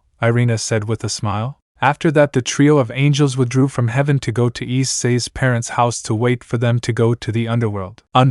3 days have passed since Michael assigned his new mission to Issei and Irina, who will be accompanied by the seraph Gabriel, who refused to leave Issei alone with his competition. Currently we can see Issei and his girls at a train station who were waiting for the Gremory and Citri entourages to arrive to go to the underworld. No, darling, how long until they arrive? Irina asked, already tired since they had been waiting for 30 minutes, and there was no sign of the demons. They shouldn't be long. There must have been a complication for them to be late, or it could be that your friend Xenovia fell asleep, since you and Grace-chan told me that she is a very deep sleeper, said Issei to Irina, who only agreed with him, but then her spider sense activated. Grace-chan? Irina asked with a dark aura that made Issei sweat cold and his hands tremble slightly from the nerves caused by that murderous aura. She is Sister Griselda. She is Gabriel's Queen of Hearts and I have been her mission partner for several years. She is also Xenovia's tutor and the one who taught her the art of the sword. She and I have a very close friendship along with Dilios since before we were angels, said Issei with a smile as he saw Irina calm down and Gabriel hug her boyfriend's arm as he remembered those old times. Another 5 minutes passed until the Gremory and Citri entourages finally appeared, but there was someone unknown to the trio of angels. We are sorry for the delay, said Rias and Sona along with their respective entourages. It doesn't matter. Inconveniences often arise that delay us in a schedule from what we understand, said Issei calmly, and then greeted the members of the Gremory nobility to meet a black-haired man with blue eyes. A pleasure. My name is Hyodo, Issei said the brown-haired man, smiling when he saw the black-haired man who just smiled. I am Okumura Rin. I am Rias Bucho's pawn. The pleasure is mine, greeted the now identified Rin, who was wearing the Co-Academy uniform. I see. He must be the one who would replace me since I'm not part of Rias's entourage, Issei thought as he looked at the black-haired man who was still smiling. I hope we can get along, Okumura-san. A short time passed and then a train was seen with the Gremory clan symbol on the front of the train. After that everyone boarded the train for the Citri entourage to separate and go to another car. The Gremory group and the trio of angels were in the same car to be received by the leader of the fallen who, upon seeing Gabriel, almost fainted, but when he saw that he was hugging the brown-haired boy's shoulder, he could only cry in a corner while murmuring things about lucky brown-haired boys who get to keep what's theirs. It's good to see you, Azazel, said Issei, smiling so that the fallen one returns the gesture just out of courtesy. It's good to see you again, Azazel, Gabriel greeted, smiling as he held the seraph's hands, making her nervous and activating the brown-haired man's jealousy. Hello, my beautiful Gabriel, how are you? Azazel greeted with a silly smile and a lustful look directly at the seraph's breasts, which made Issei hit him on the head. I was just going to tell you that his eyes are there, said the angry brown-haired man, pointing at the face of the seraph, who had an annoyed look towards the fallen man. You're still a pervert. You're wasting your time, Azazel, since I already have a partner, Gabriel replied while hugging Issei and giving him a kiss on the cheek, making Azazel's heart break into pieces. Azazel, oh, you broke the flea's heart.jpg. While Azazel was arguing with the angels, the Gremory group who were sitting in their seats watched that scene with various emotions, since some were unaware of the relationship between Issei and the strongest seraph in heaven, all observed by a redhead who was thoughtful. Seraph Gabriel and Hyodo-san are a good couple. Will I ever find someone who loves me the same? Rias wondered while looking at the train window. What's wrong, Rias? Akino asked her friend, who turned to look at her queen with a confused look. Nothing. It's just that I wonder if one day I will find someone who loves me not for my title or my body. In the eyes of the demons I am only Rias Gremory. I would like to find a person who only sees me as Rias, who loves me for who I am and not for my last name, Rias confessed to her queen, who only listened to help her. But they did not know that she was being heard by Issei, who made a sad face. I'm sorry, Rias. Despite everything that happened, I still love you and I will never stop loving you. But I know that you will find love without me, so I wish for your happiness, said Issei with melancholy in his mind. Asia, Kaneko, Akino, Kuroka, Rossweisse, Xenovia, Ravel, I will never be able to forget this feeling. But I know that you will find happiness without me, and even if it hurts me to leave them behind, I will never forget those beautiful memories, but I have to move forward with the people who love me now, he said with happiness while kissing Irina and Gabriel's cheek, who smiled at the small gesture of love. Several minutes passed in which the brunette chatted animatedly with his girlfriends and talked with the male members of the occult club to familiarize himself with Rin. So Rin, what is your sacred gear and how did you join the Gremory family? Asked the brown-haired boy, wanting to meet the new member of the occult club. I was a half-demon from my father, who was known in demonic society for being the possessor of a powerful blue fire. I was born from the love of a demon and a human, and I inherited my father's flames. My father died 2 months before I was born, and my mother died during childbirth. My grandfather, who was an exorcist, raised me in a church until I was 15, until he died of a heart attack, and since I was born my power was abysmal, so my grandfather sealed my power in a sword created specifically to contain demonic power, but when sealing my power arose in me a small anomaly. I'm sorry, it must have been hard living like that. He gave his condolences to Rin, who just gave a reassuring smile. Don't worry. Death is normal in life and it is necessary to get used to it, said Rin with a melancholic smile. And what is the anomaly in sealing your power? Irina asked, who was next to Issei, to show Rin a black tail. I have a tail, said Rin, normally hiding it inside his pants. I normally hide it because people who don't know about the supernatural might think I wear cosplay and I'm embarrassed to get people's stares. I understand, and let me tell you that you are an admirable person. You were born from a union that is not normally seen. But I know that in love there are no barriers between factions, and you can take me as an example, an ancient human and a seraph. But despite being born from this union, you are not arrogant about your offspring, and that humility is admirable, said Issei, so that Rin is ashamed of the brown-haired man's praises. I spent some time on the train where Gabriel and Irina went to talk with the ladies, while Issei went with the men to talk and recover his male friendships. After a few hours, the territory of the Gremory family was finally seen, which impressed those who had never seen the territory of a demonic house. But just at that moment the train stopped for Irina and Issei to fall with the Gremory entourage in a rocky area. It seems that Tannen is coming. This will be exciting, Issei said in his mind to notice a detail. I see, Gabriel is with Azazel and Rias. It's time to fight with my master again. Get ready, partner. It's coming. Albion warned his partner to begin to hear some gigantic steps, revealing a gigantic purple dragon with lilac eyes who looked at them like a new prey. Guys, let me take care of it, he said seriously, to which everyone turned to look at him as if he were crazy. You have to be kidding. You can't do that alone, said Kiba and Rin seriously, while Akino nodded while Asia and Gasper trembled in fear and Kaneko remained serious. I am aware of my strength, and I know I can win, said Issei with a smile, to which everyone nodded and moved away from the area to safely watch the confrontation. This will be a good dance, said the brown-haired boy with a challenging smile, and placed himself in a battle position and summoned Ascalon. The gigantic dragon only roared ferociously to advance and be close to Issei to unleash a blow to where the chestnut was. As he buried the dragon's fist in the ground, Issei jumped on the dragon's wrist and concentrated sacred energy on the sword, giving several cuts as he ran down the dragon's arm. While running and wounding the dragon with sacred energy, and Dragon Slayer Tannen began to shake his arms so that Issei would stop hurting him. That brat is dangerous with that sword. I must be more careful, and with the Dragon Slayer magic I feel like my arm is burning and I feel it numb. This kid has great potential and he still hasn't released his sacred gear, thought Tannen while trying to move his arm again, but it was useless. Already resigned that his arm is temporarily useless, he decides to continue with the fight. Issei, upon reaching the ground, began to run at an overwhelming speed to Tannen's legs to give fierce cuts to the dragon's ankles, causing it to take flight, knowing that on land it was useless to walk due to the dragon-killing magic that made its feet useless. Issei, seeing this, could only smile, knowing that his plan was going well. Okay, it's time, Albion! Shouted Issei, excited by an aerial battle. Here we go again. Let's win, partner, answered Albion happily, since he normally doesn't have much entertainment.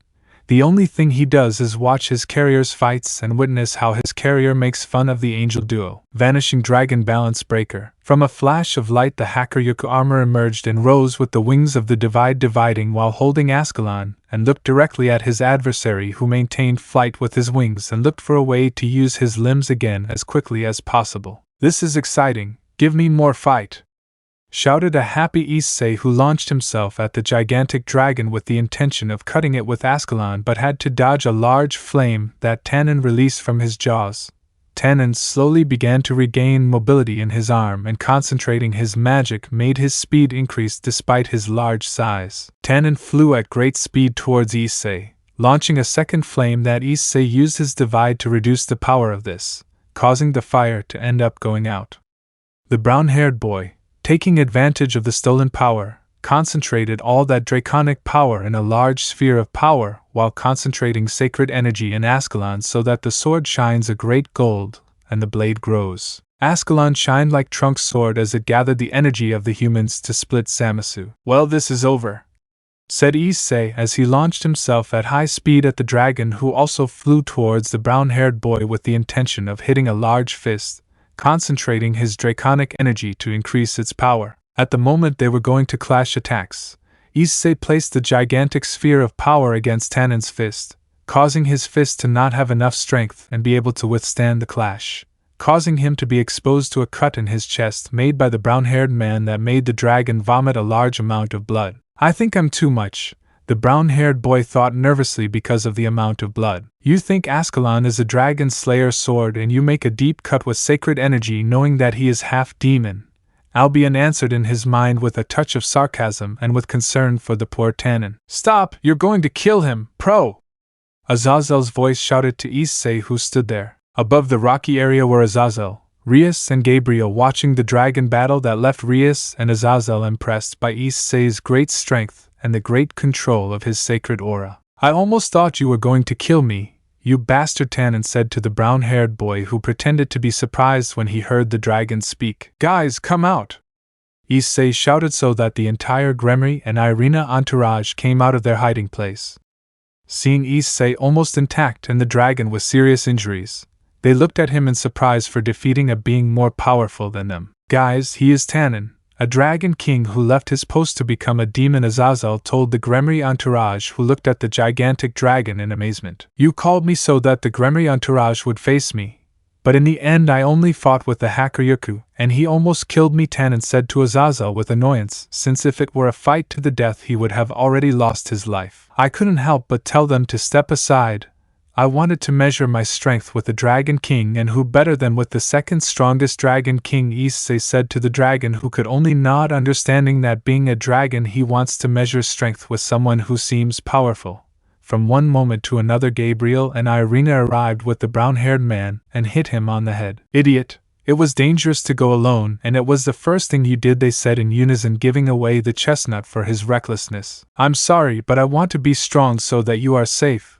I want you not to be in any danger, because if something were to happen to you I would never forgive myself, Issei told him, being totally honest in his words, making Irina and Gabriel hug him with a smile upon hearing those words that come from the heart of the brown-haired man. Well, since Tannen is injured he will not be able to give them this test, so the test is cancelled, said Azazel, to which Tannen nodded and flew away slowly since his injuries were very serious. Well, with this matter finished, the only thing we can do is go to my parents' house, since our guests are going to stay at our house until the meeting with the Nordics, said Rias, so that everyone could sit down. But right at that moment, stop.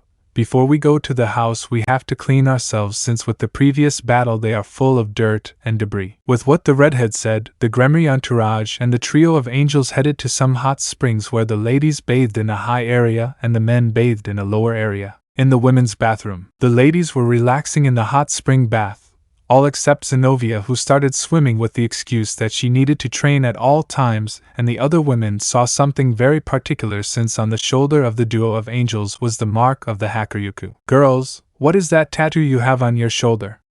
Rias was the first to ask about the mark, making the angel duo smile, drawing more attention from the ladies. This mark, Gabriel left a space in the word while pointing at his mark with his finger, is Issei's mark. That left the women a little confused, since they did not understand the purpose of the mark. Some understood in the case of Rias and Kaneko, who could smell Issei's scent on the duo of angels, and upon understanding the origin they only blushed, but then their face changed to one of surprise. But how is it possible?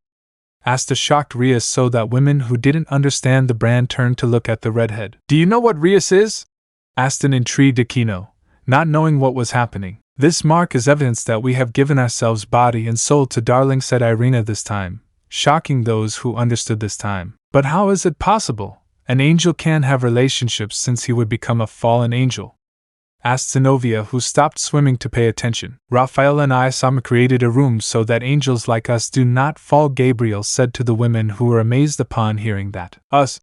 Xenovia murmured, turning to look at Irina, who looked back at her and smiled. Irina, you! She left the words to the wind so the brunette would smile. That's right, I'm also an angel. I'm Michael-sama's ace, said Irina, to which Xenovia was surprised but then smiled, knowing that her best friend's dream came true. Men's bathroom. Before the women's talk. No, and no. Those were the irritating screams of Gasper as he didn't want to take off his towel as Issei tried to convince him to go into the bathroom. Someone please shut him up! Rin shouted angrily as she endured the vampire's screams. Come on, you have to take a bath. Bathing in the hot springs with friends strengthens trust and friendship between them. It will help you with your fear of people. A brown-haired patient told him, as he wanted to speed up Gasper's trust process, until he had an ancient idea.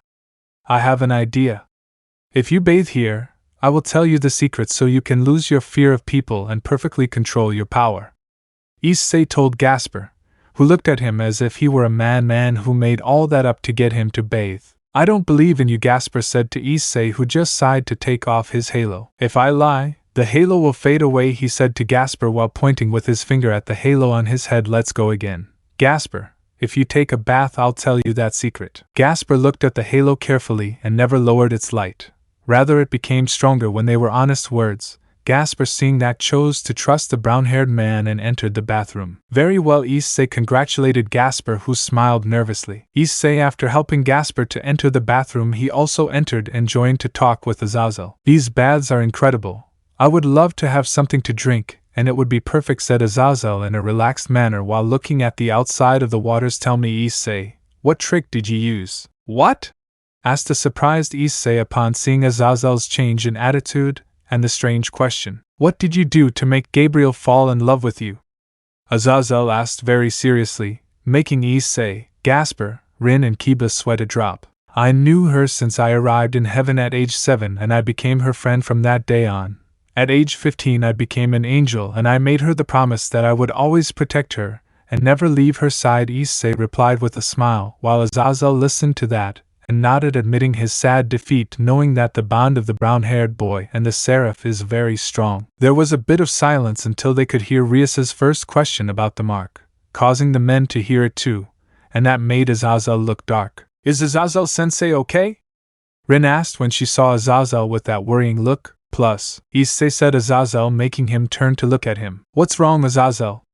Issei asked now. "I'm going to kill you!" Azazel shouted to chase Issei throughout the hot spring while Kiba, Gasper, and Rin had a nervous smile. Before the meeting, some time passed after the persecution of Issei that Azazel started upon learning that the seraph Gabriel had lost her virginity. Right now the Gremory entourage and the trio of angels were in front of a large house. "Is this a house?" "It's huge!" Rin shouted upon seeing the enormous Gremory family mansion, making the brown-haired boy smile slightly. "It reminds me of the first time I came to Rias's house and met her parents with Milika's," Issei thought, seeing the enormous house with nostalgia and happiness for those old memories. Once they entered the Gremory family residence, they were greeted by a large group of butlers and maids along with Grafia, who received them at the entrance of the mansion. After taking a few steps, they could hear the voice of a child. "Rias Wani-sama!" shouted a red-haired boy who came running towards Rias's direction to hug her. "Milika's, look how you've grown," Rias greeted the little redhead who was still hugging Rias. "Guys, this is Milika's, my nephew and Oni-sama's brother. Come on, introduce yourself." The boy, upon hearing his aunt's request, only nodded to separate from her and look at the visitors with a smile. "My name is Milika's Gremory. It's a pleasure to meet you," the little redhead greeted with a friendly smile towards the visitors, who smiled back. "Ah, he's so cute," Asia commented with a big smile, looking at the little Gremory. "He is quite the Prince Kamito now," Xenovia, seeing Milika's. "Nice to meet you, Milika's. I'm Okamura Rin and I'm Rias Bucho's pawn. It's also a pleasure." Greetings, Rin, with the greatest possible respect to make a good impression on the Gremory family. Milika's, returning the greeting to the members of the Gremory entourage, fixed his gaze on the trio of angels. "Rias Wani-sama, who are they?" was Milika's question, since she was not part of her aunt's nobility, to which Issei stepped forward. "My name is hyodo Issei. It's good to see the son of the Mao Lucifer. These are my companions, the seraph Gabriel and Irina, and we are friends of your aunt," I greeted the little redhead, who returned the greeting to the trio of angels with a smile. After all the greetings, the Gremory group and the angels walked through the corridors of the immense mansion until they reached a room where there was a brown-haired woman with violet eyes, already known for the brown one. Upon entering, Milika's ran to hug the woman. "She's beautiful, she must be Bucho's sister," Rin thought when she saw the brunette, who hugged the redhead back. "We're here, Okasama," was what Rias said, shocking Rin and Asia upon learning that that woman was the redhead's mother. "It's good to see you. My name is Venelana Gremory.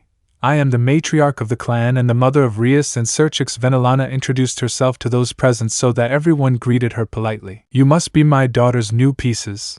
Please take care of her and support her at all times," asked Venezuelan when she saw Asia and Rin, who nodded with a smile, knowing the natural concern of a mother for her daughter. After a small talk where all the members who already knew Venelana greeted her, she turned to look at the chestnut group. "You must be Rias's companions. It's a pleasure to meet you," the Gremory matriarch greeted the group of angels. "It is also a pleasure to meet you, Venelana-san/Sama," said Gabriel, Irina and Issei in unison with a smile, to go to a dining room where Xeoticus Gremory was already there to start eating in a talk between Rias and her parents, while the redhead's servants ate in silence. Issei and his girls chatted among themselves while they ate to see how Asia was scared because she was not used to a life of luxury, while Gasper could not eat because he was nervous because of the large number of people. "Okay, I know you'll have 15 days of training, so I'm going to train too.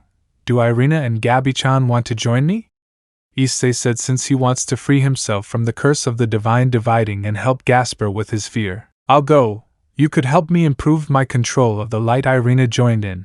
Not having good control over the light, and having Issei on her side, she knows she can improve a lot. "I'll go too. I'm worried about you too, and I don't want anything to happen to you," said Gabriel, knowing that Irina is very energetic and that it can be difficult for her to be in an unknown place, and he doesn't want to leave Issei alone with Irina. "Very well, then I will talk to Azazel so that he can notify Tannen so that we can go to his territory.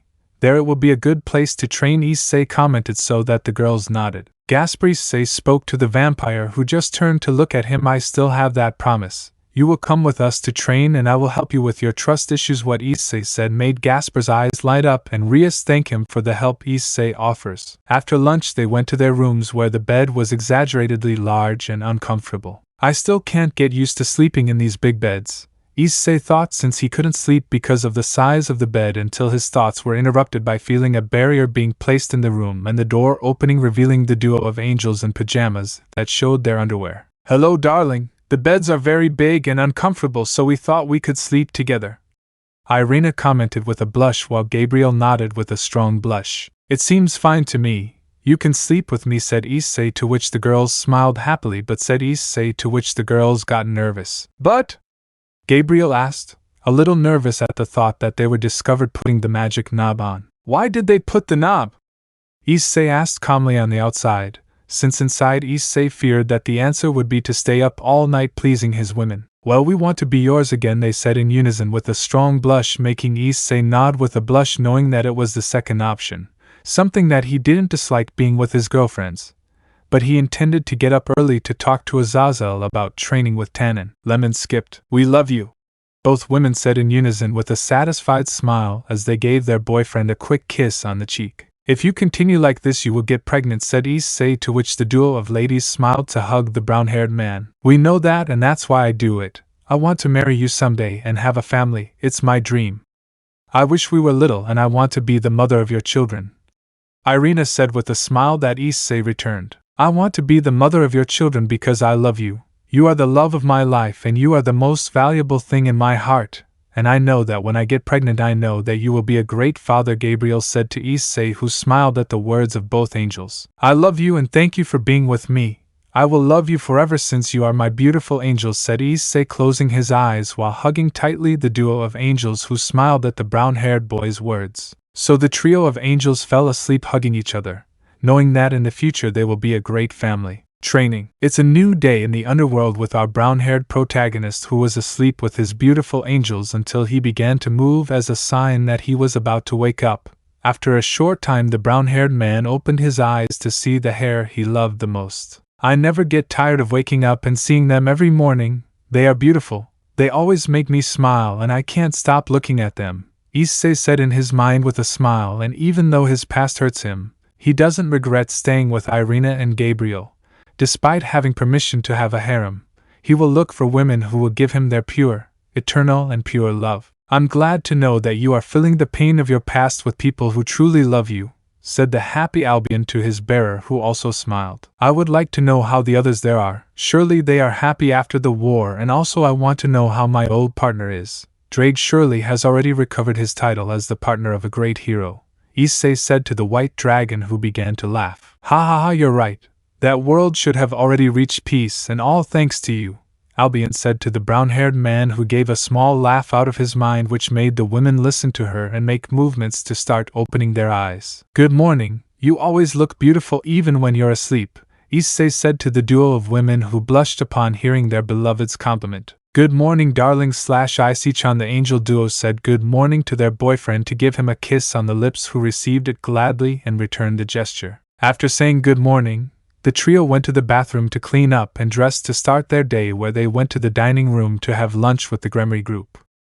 At the end of lunch, Issei made a communication circle appear in his ear. Azazel, Issei called the fallen one, hoping to receive an answer from him. "Tell me, boy, what do you need?" the boss asked the brown-haired man curiously, wanting to know the purpose of the call. "I need to ask you a favor. Could you tell Tannen if he would give us permission to enter his territory to train?" Issei asked, to which Azazel was surprised by the request but then smiled. "Very well, boy. I'll take care of that," Azazel replied, smiling, to which Issei thanked him and closed the call. 2 hours passed where the Gremory group chatted in the mansion's living room while Issei and his girls were resting on one of the sofas until Rias gave notice that they should go out to the living room, so they headed to the mansion's courtyard, where Azazel could be seen next to the same dragon as the day before. "Hello, Tannen. I'm sorry about yesterday. No hard feelings?" the brown-haired man greeted the dragon, who only nodded silently without looking at him, implying that he was only nodding out of courtesy, causing the brown-haired man to laugh slightly. "Okay, brats. I asked the Gremory girl to come here since you will have 15 days where you will spend training, and I will help you control your powers and sacred gears," said Azazel, referring to Kiba, Gasper and Asia. Azazel, I promised Gasper that I would help him, so you're left alone with Kiba and Asia, Issei said to Azazel, who nodded. Fine, Akino. You will train your magic under Baraquil's supervision, said Azazel, to which the Azabek was going to protest before you complain. I remind you that it is in order as your master and is under the authorization of your mistress. With what the fallen man said, the brunette remained silent and had to reluctantly accept, not wanting to see her father and turning to look at Rias angrily since she accepted despite the fact that she knows his past. Okay. Next, Asia Argento, said Azazel, to which the blonde stood in front timidly. You need to train your sacred gear to heal faster, and you need to heal from long distance, so you will train in those areas, said Azazel, to which the blonde accepted. Kiba Yuto, the fallen one, mentioned to the blonde, who took a step forward, you need to improve your strength and resistance, so we will polish. That was what the fallen one said, to which the swordsman nodded. Tuju Kaneko, he said, for the lowly to take a step forward, you need more speed and resistance. You must also have a fighting style, since all you do is hit hard but your hits are not precise, and you leave many openings, said Azazel to the albino, who nodded without further ado and left. Okumura Rin said to the black-haired man, who took a step, you need to control your flames and train the art of the sword. You also need to improve your speed and resistance, so you will be the companion of the Gremory horse, said Azazel, to which Rin nodded and left with Kiba. Xenovia Korda called the blue-haired girl who approached. You must control your Durandal and improve your speed. You will accompany Rin and Yudo, she said to the blue-haired girl, who nodded. Well, that would be all. You Issei are going to take care of the other Gremory bishops, so you will go to Tannen's territory, mentioned Azazel, to which Issei nodded. Well then, let's go, said Tannen as he began to fly towards his territory. With what the dragon Issei said, he carried Gasper to fly away accompanied by his girlfriends. The flight was silent until they reached some mountains that were full of dragons and the weather was cold, so they arrived at a cave in the territory to leave their luggage and put on warmer clothes. Well, let's start. First we have to start with Irina. You need to control the light since you still don't practice it. That's why Gabi-chan and I are going to guide you in this, said Issei, to go with Irina and Gabriel to an area inside the cave that was more spacious. Well, first you need to know that you being an angel, the light is your main weapon against all threats and the most harmful against demons. Now, to know how to mold the light, it is necessary to have great concentration and imagination, since this energy flows through your sacred blood and everything you create is thanks to the imagination of the Creator, and the more concentration and imagination, you will be able to create weapons and other objects with your sacred energy, explained Issei to begin creating several weapons that among them were spear, sword, dagger, bow, trident and a scythe. You also have to know that by having a sacred sword or other sacred object, by concentrating your energy on it, you can increase the strength and power of the attack with sacred energy, was Issei's explanation to teach Ascalon and concentrate energy, and see how the sword shone with a golden energy, and released flashes of light. Incredible was the only thing that could come out of Irina's mouth, as she was completely impressed and excited. Okay, to start, sit with me, Issei said, so he could sit on the floor and Irina could sit in front of him. Okay, now put your hands together and concentrate your energy in your hands, so you can see how the sacred energy gathers in them, and when you complete it we will move on to another exercise, Issei said as he turned to look at his blonde girlfriend. Gabi-chan, could you guide Irina while I help Gasper with his sacred gear, please? Issei asked the seraph, who nodded to sit next to Irina so Issei could go with Gasper to the entrance of the cave. Issei-sensei, what are we going to do? Gasper said, a little nervous about his training. First, don't call me sensei. It makes me feel uncomfortable, and second, come with me, was what Issei said as he walked out of the cave and sat on the ground. Very well, Issei-san, was what Gasper said with a little insecurity. Okay, before we start, I'm going to confess something to you and I want you to keep it a secret. You won't tell anyone, not even Rias. Do you promise? Issei said with a completely serious face, which made Gasper tense up. Okay, said Gasper, a little nervous about what I was going to say. Partner, are you sure about this? Albion asked, somewhat doubtful about what will happen in the future. Completely sure, besides I will always trust my friend and Kohai, was what the chestnut said so that the dragon wouldn't say anything. The truth is that I come from the future, is what Issei said, confusing Gasper by not knowing what he meant. I don't understand, Issei-san, was what Gasper said when he didn't understand what Issei meant. Let me tell you my story, he said to release his wings from the divine dividing and put his hand on the vampire's head so that they too were in a dark place. Issei-san, where are we? Asked Gasper, not knowing where he was. Now you are in my mind and I will show you that I come from the future, was what Issei said, so that the dark space began to break, leaving a free fall in the city of Ko. They were falling at an incredible speed until Issei released his wings and held Gasper to land in a forest in the city. Upon leaving the forest, they found themselves on the street of Ko City. Issei-san, there are a lot of people here, said a scared vampire who was hiding behind Issei. Don't worry, we're in a memory. They are just products of the imagination. They can't see or hear you, and it's perfect for your trust issues since they don't see you, but you're among them, said Issei, calming Gasper a little and starting to walk towards Issei's parents' house. We are at my parents' house when I was a child. I was a happy child who lived outside the supernatural, and who had fun with his best friend Shidoku-en. Ha ha ha, said Issei to laugh, since when they were little it was easy to notice that Irina was a girl. Sometime later she left Ko and I forgot about my friend. When I turned 16 I went to the Ko Academy hoping to have a girlfriend, and I had a very big taste for breasts, so the academy gave me the nickname, the perverted beast of Ko. And I made a duo of perverted friends who together called us the perverted trio.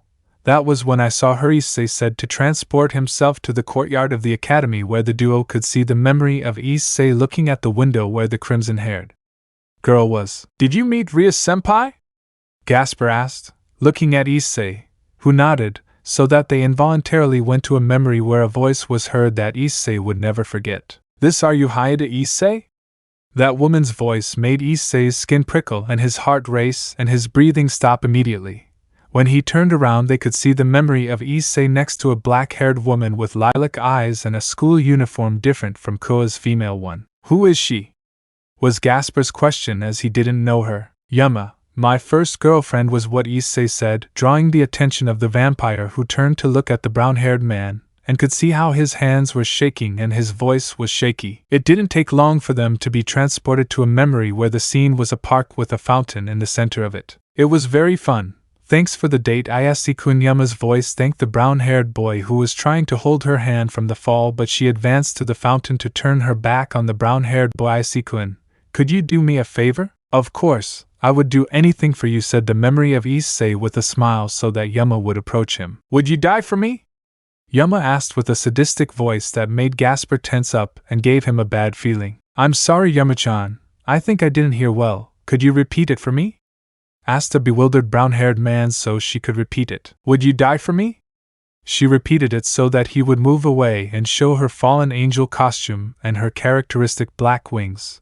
While the memory of Issei was in shock, she created a spear of light that she threw right into the chestnut's stomach, who fell and began to bleed slowly. On that date I died and was reincarnated into a demon thanks to Rias Gremory, and from that day on my story was created, was what Issei said so they could see the magic circle where Rias came out. From there Issei and Gasper silently watched the brown-haired boy's memories until they reached a scene where Issei's memory walked down the street thinking until he bumped into a blonde nun with emerald eyes. That day was when I met Asia and we became friends, her first friend, Issei said with melancholy that was noticed by Gasper, but he put it aside to see how memories passed of how they saved her from the fallen angels and Asia's death. He could see how devastated Issei was at that time. You know something? I'm glad that even though I wasn't there at that time, they saved Asia. After that they were able to quickly advance the raiding game of Rias and Razor, where Issei was on the verge of death, but his great determination was the only thing that left him conscious, and how Rias lost the confrontation, and before Gasper could ask they saw the fleeting memory of when Grafia helped Issei sneak into Rias's wedding and Drake's deal, where he gave his arm with the sole desire to save the redhead. So Gasper was able to see the battle of Issei against Razor, where the brunette emerges victorious and frees Rias from her marriage. After that Rias had fallen in love with me, but because of my insecurity that was generated after my relationship with Rainier, I could not open my heart to Rias because I was afraid of rejection, and that idea terrified me in the past because it would break all ties with her, even friendly ones, and we would only be master and servant. Issei told Gasper, who understood that Issei's heart at that moment was in complete torment and conflict. A few seconds passed until they changed memories and were able to see the search for the Excalibur, and Kokobil's fight where Issei was too inferior at that time. After being close to defeat, the Hakuryuku arrived to save them. After that they saw Parents' Day and the days before the meeting. Now they are in a scenario where they are in the occult club building and the entire Gremory entourage was together to open a door that was sealed. That day I met you, said Issei with a smile as he remembered one of his friends, so that in the memory they could see how they opened the door to see a scared Gasper, making the vampire who was seeing him from another perspective look pitiful. I think I'll stop wearing women's clothes, Gasper thought when he saw himself from another perspective. After having seen the whole spectacle made by the vampire, they could see how Issei and Gasper began to talk, becoming friends, and the brown-haired man offering to train Gasper with a perverted objective, making the brown-haired man laugh at the stupidities of his past self. After seeing Gasper's training, they were able to see the faction meeting, the invasion and the fight between Vala and Issei, and finally they saw the fight between the Gremory group and Tannen, where they lost overwhelmingly. It is proven that I come from another time. Now I will introduce myself again. My name is hyodo Issei, pawn of Rias Gremory and former Security, ex-pillar of the biblical factions, a pay-dragon and war hero of the Battle of the Apocalypse. Now I am the Joker of the Seraph Gabriel, current hacker Yuku and new pillar of the factions. The brown-haired man introduced himself, causing Gasper to be surprised to see that what he saw was real. So what happened in the future? Gasper asked with intrigue, wanting to know his future. A war is coming, said Issei, to which the vampire got scared since he does not want to live a war. I died 3 times in that time, and was on the verge of death countless times, and I did everything to protect all of you, he said to Issei, surprising Gasper for the times the brown-haired man has sacrificed himself seeking the protection of his loved ones, all to protect Rias and the girls, so that they would be happy and not get hurt. I was the one who stood up for them and so they wouldn't suffer pain. It still hurts to remember it, said Issei, creating interest in Gasper, as he didn't understand what he was referring to. From one moment to another they were able to change the scene and saw the occult club room at night, while Rias looked at the window and Issei entered through the door. They had a little chat until the memory of Issei took value. Rias, Issei called to the redhead, who turned her head to see the brunette. Impressed. I want to protect her for the rest of my life. I love her, Issei shouted with all his courage gathered so that she began to shed tears. When he saw the tears he felt bad, thinking that they had rejected him. It's not that, it's just that I'm very happy. You called me by my name. I was waiting for this moment for so long that I was about to explode, said Rias, crying while the brown-haired boy held her hand. Rias, Issei called the redhead, who turned to look at him. Issei, I love you more than anything in the world, said Rias as she approached the brown-haired man, and he also approached to join their lips in a warm kiss that marked the courtship of Rias and Issei. After that, several fleeting memories passed where Issei was seen living with Akino, Kaneko, Xenovia, Ravel, Rossweisse, Kuroka, Asia and Rias, where the brown-haired boy enjoyed the smiles of his harem. Issei-san, can I ask you something? Gasper asked the brown-haired boy, who nodded so he could leave his question. If you had a relationship with the girls, why did you change this story? Gasper asked doubtfully, making Issei sigh and give a melancholic face. When you see the reason, promise me that you will continue to respect them, since they are not from this time and I have no relationship with them. Understood? Issei asked the vampire, who nodded so they could change memories, and we could see Issei hiding in a bush so he could see the girls living together and kissing with other boys, which made Gasper surprised by the infidelity of the Gremory and looked with pity at poor Issei, who left the park crestfallen. The reason I'm showing you this is because when I died for the second time you blamed yourself for not being able to help me, and because of those intense feelings you awakened the balance breaker and became one of the 20 most powerful beings by having a sacred gear that would be known as a new Longinus. In you hides a great power that if you control it well you could save countless lives, Issei told Gasper, who was surprised that he had the power to kill gods. But it is impossible for me to reach that power. I can't even approach people to talk. I can't, forgive me, said Gasper, about to cry, making Issei smile at him, confusing the vampire. Don't you see? When you were in my memories there were people walking by and you didn't even flinch. You're just afraid of being with new people, and being that antisocial lowered your confidence, making you doubt yourself, said Issei, smiling, making Gasper open his eyes, being right, since when they were in the memories the people passing by didn't make him nervous since he was ignoring them. Do the same as in my mind. Ignore people, and if you are in a battle do not be scared, because for your sacred gear to work you have to have confidence in yourself. And do you want to know what is the secret to trusting yourself? Issei asked, keeping his smile. Which one? Gasper immediately asked, seeing the brown-haired boy who smiled at him. Let people trust you. I'm giving you this secret because I have all my trust in you and I know that you won't let me down, Issei said with a smile as tears began to form in Gasper's eyes. Thank you, Issei-senpai. He thanked him using the suffix senpai, making the brown-haired boy smile with joy. You have my full support, and I trust you completely. I know you will achieve it, Issei told him with a thumbs up and a smile in the pure Gai-sensei style. After that the stage began to break and they left the chestnut's mind. How long have we been out here? Gasper asked the brown-haired man. 2 minutes, Issei said to Gasper, who was surprised since hours had passed inside. How? Gasper asked in shock. We were in my mind. Neurons travel through the brain in a matter of seconds, Issei explained to the vampire, who understood, and they returned to the cave where they saw Irina creating light in her hands and Gabriel teaching her how to mold it into a spear. So Issei helped Gasper overcome his fear of people and gave him motivation to control his sacred gear. Training PT2. 2 days passed where Issei told the chestnut tree his past, where they were totally productive since Irina managed to improve quickly with the help of Gabriel and the chestnut tree to the point where she could create spears and swords of light. She also improved her physique, being stronger and more resistant, making small confrontations against Gabriel that were fruitful so that she had experience in aerial combat when using her wings. Gasper was the one who improved the most since Issei gave him several instructions so he could control his power, giving him explanations of how he should do it. The brown-haired man was also telling him anecdotes about him, Gasper from the future, and all the brave acts he has done, such as helping Valerie, and how he ended the bearer of the Longinus lost dimension of the heroes faction. With these anecdotes, they helped him to have more confidence, knowing that if he continues to strive, he will be able to have great power, making him able to stop time at will, and his fear will be replaced by a great feeling of determination not to fail his senpai. Everything was normal until during training, they stopped to rest and Gasper asked something. Issei-senpai, if you come from the future, how did you come here and why don't you want to return? Gasper asked, making the brown-haired boy start to think. Not even I know. I remember I was in the war, and said Issei, but his words slipped away as he remembered that tragic memory which made him give a melancholic look. What happened?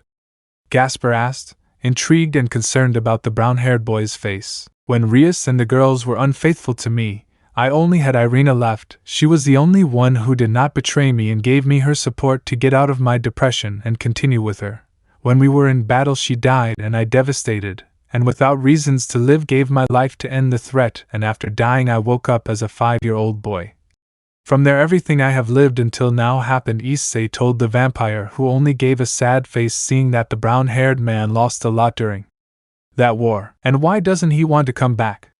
Gasper asked the brown-haired man, who just turned to look at him. It's obvious. Here I have the opportunity to save those I once lost and have the family I never had there, Issei told him with a smile, which made Gasper agree with him since it is not necessary for him to return to a place that does not give him any benefit. Well, it's time to keep training. I think I'll train too since I need to improve even more, said Issei, to which Gasper nodded to receive his next task, which was to start training his physique since he needs strength and resistance to achieve the balance breaker. After the brown-haired boy assigned Gasper a new task, he went to a place far from his girls and his student to be in a rocky wasteland and land in that place. Albion, I'm going to break the curse of the divine dividing. Do you have the preparations yet?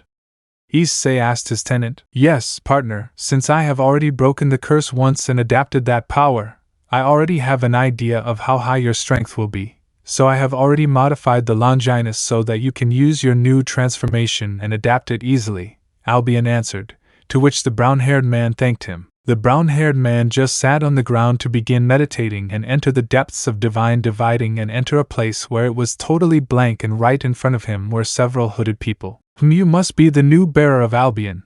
I am Achilles, one of the strongest Hakuryuku, greeted a man in warrior armor. I am Xerxes, the ancient king of Persia, and the strongest Hakuryuku, greeted a man in Persian clothes with several golden details that reflected his nobility. Nice to meet you both. I am Hyodo Issei, and I am the current bearer of Albion.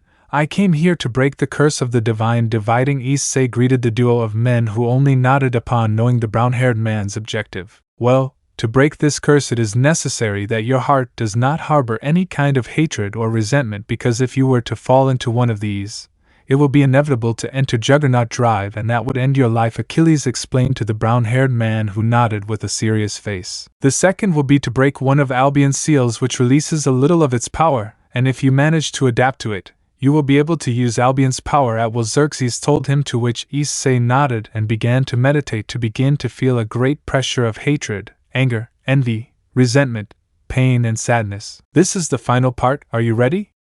Xerxes asked the brown-haired boy, who nodded with difficulty, as he struggled to deal with the great pressure that released that large amount of negative feelings. To break the curse, you need to change the minds of the former bearers of the divine dividing and have them help you break the seal of Albion's power. Achilles gave him instructions so the chestnut tree could approach the hooded figures. Use the Juggernaut Drive, said several of the hooded figures. You have to be the dragon of supremacy. Use the Juggernaut Drive, said another of the Encapuchados. Feel hatred, envy, resentment, and let yourself be guided by them and become the dragon of supremacy, said another hooded man. No, was the brown-haired man's dry response to stop feeling the pressure of negative emotions, causing the hooded men to be surprised, just like Xerxes and Achilles. But what? Achilles asked himself, amazed that the brown-haired boy was doing it so easily. I refuse to enter the path of hate. I am aware of my strength, and I know that I can protect myself only with it. But I need more strength, since I do not only protect myself. I need that strength to protect and save the women I love, said Issei, to which the hooded men put on a face of disgust to begin to say a chant. I am the one who will awaken. I am the celestial dragon who stole the principles of God's supremacy. The hooded men sang in chorus. I am the one who will awaken. I am the angel who refused the principles of supremacy. Issei sang with a firm voice. I end the infinity and I pursue the dream. The hooded men sang in chorus and more seriously. He carried the light to infinity and illuminated dreams. Issei continued singing. I will become the white dragon of supremacy. The hooded men sang in a deep voice that echoed. I will become the holy dragon of hope. Issei chanted strongly. I will take you to the farthest limits of innocence. The hooded figures finished singing. I will create a new world under the light of a new hope. The chestnut finished his chant to enter a small silence. Do you think you can change the world? The hooded men asked with doubt and astonishment. Yes, but I don't plan to do it alone, since you will help me bring hope and peace to this world, said Issei with a smile that made the hooded figures smile and begin to fade away. Congratulations, even though we don't spend much time together, you have achieved something that hundreds of carriers have tried to do, and have failed by falling into hatred and despair. I know that you will change the world and you will manage to save those you love, said Achilles with a smile as he began to disappear. I'm impressed, but I'm not surprised since you managed to do it with the boosted gear. You have my respect since you did it for the second time, Xerxes said with a smile before also disappearing. Thanks for the help. I promise I will change the world and protect the people I love. The chestnut tree thanked the Albion bearers. After that, Issei left his mental space to see that he was in a bright white armor with his jewels of a golden color, and some resplendent wings that radiated sacred energy. The most remarkable thing is that when he was in that armor, his angel wings also came out with a great brightness equal to Michael's, and halos seemed to change, since now there were 3 of them. The halos changed like Dulio when he enters his balance breaker. Congratulations, my friend. You have achieved a new transformation, and since you are already accustomed to the power of a celestial dragon, you will be able to use this transformation for an indefinite time. Albion congratulated his bearer, who smiled with satisfaction knowing that everything went as planned to make his armor disappear and save his angel wings and halo. What do you think will be called that transformation? Was the dragon's question, making the brown-haired man start to think. What do you think of? Imperial Dragon of Hope. Issei asked with a smile, thinking that name sounds good. The armor is called Imperial Dragon since the playing cards or poker cards are an empire or monarchy, since it has kings, queens and their jesters or jokers. It doesn't sound bad. It's fine. Albion agreed to the new name of the armor so that the brown-haired man smiled and took out his angel wings again and saw that they were still shiny. Irrelevant side effects, said Issei unimportantly as he flew off to the cave where his girls and the vampire were. Upon arriving, he could see Gasper stopping the time of several rocks that were falling and Irina with a lightsaber while fighting with Gabriel, who had another lightsaber. The training I'm giving them is very productive. Gasper will most likely be stronger than Rias after the training. I can't wait to see everyone's reaction when they see that shy transvestite vampire become a certain vampire in men's clothing, Issei said with amusement, as he imagined Rin and Rias' faces when they saw how he turned Gasper from a crybaby into a man. After that, Issei continued training Irina with the help of Gabriel and instructed Gasper in the control of his sacred gear, and also trained him in magic, since being a bishop he would have a greater aptitude in magic. So the other days passed until we can see the trio of angels with a vampire in the courtyard of the Gremory family house. It should be noted that everyone present was surprised to see a Gasper with a smile as he went to talk calmly with Kiba and Kaneko, who were also amazed that the vampire could start a conversation without problems. Another thing that made the Gremory group stay with their mouths to the ground was that Gasper was wearing men's clothing, which made it clear that he did not waste time, since you could see that the vampire's body looked a little more robust, which showed a more masculine appearance, and the face also changed by no longer having a face, which made one doubt that it was a rag, since now it could be seen a little more masculine. After everyone's face disappeared in surprise, they all turned to see the brunette with an angry face, making the brunette and the girls confused until they could see Rias walk towards the brunette and look at him angrily. "Who is he and what did they do to Gasper?" Rias asked seriously with a voice from beyond the grave, making Issei and his women have a drop of sweat on the back of their necks. "I am Gasper. The training that Issei-senpai gave me was a success. I am no longer afraid, and it helped me a lot to use my sacred gear. Look!" Gasper demonstrated to push Kiba, and before he fell he stopped his time to lift him before he hit the ground and then return him to normal, making everyone surprised that it was true. "Wow, I didn't expect that. If I had trained him, it would have taken him months to reach that point." "How did you do it?" asked an astonished Azazel, seeing the vampire's rapid change and his incredible improvement. "The sacred gears react to the will of the Creator, but a great will comes from determination and confidence, so I just gave him the greatest trick so that one believes in himself," explained Issei to Azazel, making the Gremory group confused and Azazel understand. "And what is the trick to make someone trust themselves?"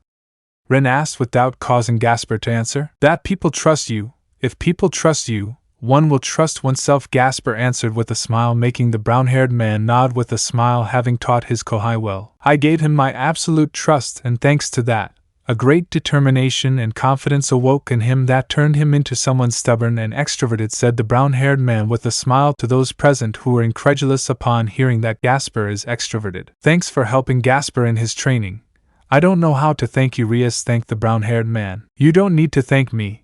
It was a promise I made to Gasper, and I have never broken my promises," said Issei with a smile that made Rias smile, and all this was seen by Gasper, who saw the interaction of both and could see some sadness in the brown hair that was not noticed by anyone who did not know Issei's past. "I see, even though she hurt you, you still appreciate her and would give your life for her. You are admirable, senpai, and one day I will follow in your footsteps to become a great man," thought the vampire with great determination. So everyone entered the Gremory family house to take a bath and rest, since tomorrow would be the meeting of the young demons. New skills. After receiving Issei's trust, he was filled with great determination and an absolute desire to be as strong as his senpai.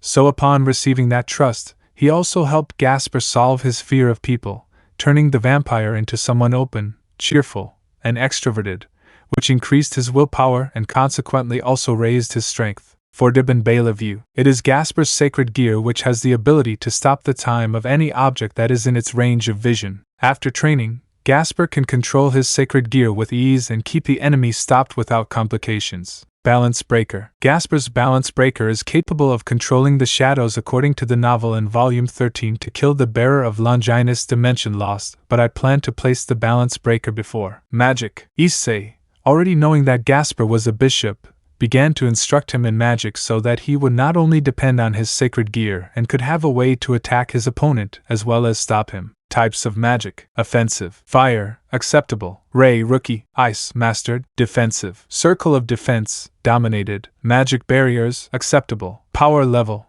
equal to Issei during his first trip to Kyoto. Irina was the one who needed the most practice since she was a newly reincarnated angel and was not yet able to control the light, so she went to Issei to get help from him. Melee abilities: she is able to use lightsabers in a professional manner, as she is a former Excalibur wielder and was accustomed to using a sword. Speed: same as Kiba. Sword skill: expert. Long distance skills: he is able to use light spears and bow as a means of attack at medium and long distances. Precision: acceptable. Power level. Issei upon obtaining Drake's balance breaker. Gabriel. She didn't need training as she already had a high level of strength, but by helping Irina with several duels where Issei also fought, she was able to improve her skills. Melee abilities. She is a great swordwoman and has speed and precision worthy of the strongest woman in heaven. Speed, higher than Issei's when using the horse promotion. Sword skill, master. Long distance skills. She has great accuracy when using spears and light bows. Precision perfect. Power level, greater than that of a normal Mao. Issei, while training in heaven, was able to obtain very limited power as he was still a human child. But everything changed when he was reincarnated as an angel, since thanks to that, all his power had increased drastically. Power level of newly reincarnated. Base Kokabeel. Balance breaker, Serorg. Upon meeting Irina again. Base Serorg. Balance breaker, Serorg Regulus Nemia. Upon reaching the underworld. Base Serorg Regulus Nemia. Balance breaker, Tannin or Mao. Just remember that the Dragon Kings have a strength compared to Supreme Class Demons in the case of Vitra and Midgardsorm, and some the MAOU category by Tannin, Fafnir and Yu Long, and finally Tiamat surpasses AMAOU before breaking the curse of Divine Dividing. Base Tannin or Mao. Balance breaker, Searchix without true form. After breaking the curse. Base Tannin or Mao. Balance breaker, Searchix without true form. Imperial Dragon of Hope. Fenrir is considered one of the 10 most powerful existences, so he would already be on the list of the most powerful. At the end of the training. Base Searchix, no true form. Balance breaker, Fenrir. Imperial Dragon of Hope. Hades. Skills, Divine Dividing. Issei is the wielder of the medium-level sacred gear Longinus Divine Dividing, making him the current Hakuryuku, which is why he is able to use its abilities. Divides the enemy's magic power and keeps it for himself. Reflect, able to reflect any magical attack from the opponent. Wyverns, capable of creating small dragons which are capable of performing the skills Divide and Reflect. Half Dimension, able to alter space to divide its mass and reduce the size of these. Compression Divider, a more powerful version of Half Dimension. It continuously divides a specific target in half until they disappear from existence. Reduce, powerful poison that is capable of undoing even the soul of an opponent that does not affect Drake, Ophis or Great Red. This ability will be blocked until next chapters because if I give it to him now he would be very cheated. Sacred Skills. He is an expert in creating weapons from holy light, but is also supported by his holy sword Ascalon. Hand to hand. Issei is a great swordsman and spearman as he is trained by Gabriel and Uriel in the handling of the sword and spear respectively. Swordsmanship level. Expert. Spear handling, expert. Long distance. Issei is a great archer as he is trained in bow by Raphael. Precision, excellent. Magic, offensive. Lightning, pulled up. Fire, master. Ice, master. Water, acceptable. Defensives. Circle of defense, dominated. Magic barriers, mastered. New skills. Issei, knowing that Rise of him is capable of canceling sacred gears, is aware that he needs a way to attack him without relying on Albion. So he looked for other attack alternatives. Crossover, but I won't put names. Guess. Sacred Bomb. Sacred energy stored in a sphere that, when impacted by the enemy, can be devastating to internal organs. Short distance. Sacred Disc. Concentrates sacred energy so that it takes the form of a large disc which is capable of cutting anything, medium and long distance. Divine Flare. By concentrating fire magic with sacred energy, it will create an enormous wall of flames that disintegrates any nearby demon, medium and long distance. Rebellion. Creates a set of lightsabers that can be controlled without touching them and can be used to hold back the enemy, short and medium distance. These would be the results of the training during the 15 days they spent in the territory of Tannin. Young Demons. A new day arrived in the underworld where our protagonist woke up in the company of the duo of angels who slept hugging the body of the brown-haired man while they had a smile when feeling the warmth of the brown-haired man. Issei could only smile when he saw that the women he loves were happy in his company. I'll never tire of saying it. I love watching them sleep and seeing those smiles that adorn those beautiful faces, thought the smiling brunette as he gently caressed Gabriel's hair while he hugged Irina's waist more tightly to bring them closer to the brunette, and they could only hug Issei's torso more tightly. Irina, Gabi-chan, it's already daylight. It's time to start the day, she told them gently while gently shaking the duo of angels who slowly opened their eyes and then yawned. Good morning, darlings. Issei-chan greeted the duo of angels. Just woke up to give the brown-haired boy a kiss, and he returned it with a smile. Today is going to be a very busy day. We have to make preparations for the arrival of Michael and Issei, and tomorrow will be the peace meeting with the leader Odin, said Issei, to which the duo of angels nodded to get up, and the brown-haired boy went to take a bath first. While the brown-haired boy was bathing, he could feel how a barrier appeared in the shower, so he could only sigh knowing his imminent and delicious destiny. Darlings. Issei-chan, said the female duo with a seductive voice as they entered the shower completely naked, revealing their angelic bodies. What's up, girls? The brunette asked innocently, already knowing what was going to happen, to which Irina and Gabriel just smiled. We want to do it. We are supernatural beings, and having a baby requires a lot of effort, so we can be pregnant, so we will have to make a lot of effort, said the seraph with a blush on her cheeks, to which Irina supported the blonde and the brown-haired boy blushed, and then sighed and nodded with a smile. Very well, if that's what you want, I'll accept, said Issei, so that the brown-haired man and his girlfriends could have morning hex in the shower so that they could leave the room dressed, but with the duo of angels walking with a little difficulty, but with a smile of satisfaction. Upon arriving at the dining room, everyone could see how Irina and Gabriel had difficulty sitting down, and how Issei drank liquids as if his life depended on them, making the young people blush and the older ones have a mischievous look. And tell me, did you have fun with your morning activity? Asked the Gremory matriarch with a playful smile, making Issei swallow deeply and start coughing from almost choking, and the angels blush heavily as smoke came out of their ears. Lady Gremory, I ask you with great respect not to speak of that so lightly and also in the middle of a meal, said a recovered and embarrassed brown-haired man, which made some laugh and others kept their blush, making the trio of angels turn red with embarrassment. Afterwards they all returned to lunch, and then went to the guest room and talked among themselves to kill time until the brunette approached the redhead to talk to her. As I understand it, you will be attending the meeting of the heirs of the demonic houses. Could we accompany you? Issei asked in a friendly manner, making the redhead look at him in confusion. Why do you want to join us? The redhead asked curiously, not knowing the reason for attending a meeting only for demons. It's very boring to be here when you don't even know the underworld. We could get lost, said Issei, to which Rias understood and agreed to let them accompany them to the meeting. After that, several hours passed where the brown-haired man spoke with the men of the Gremory group, while the women questioned the angel duo about their morning activity, causing both of them to faint with a strong blush. After that, the Gremory heiress gave the notice that it was time to go to the meeting, so they went to their rooms to take a bath. But the brown-haired man had an idea. I think a better change of appearance would do me good, thought the brown-haired boy, so he could start doing that new project and then take a bath and get dressed. After she got dressed, she went out to the mansion's living room to see Rias in an elegant red dress and the rest in the Co-Academy uniform. Irina was wearing a violet cocktail dress to her knees that made her eyes stand out and played with her eyes, and Gabriel had a pure white dress with some golden details. The boys, when they saw that the door to the living room had opened, all fixed their gaze to be amazed, and their girls blushed. Sorry for the delay. It's just that I needed a haircut. The previous one is already very old, said Issei with a smile, while wearing a tuxedo that had as an ornament some cufflinks with a cross design made of gold, and gave a smile to his girlfriends, which made the duo of angels blush and involuntarily spread their wings to see how they blinked. Irina, Gabby-chan! The brown-haired boy shouted at them, scared, so they would stop fantasizing and their wings would stop blinking, relieving the brown-haired boy that they hadn't fallen and causing Xenovia to start laughing, making the duo of angels turn to look at the blue-haired girl. What's funny, Xenovia?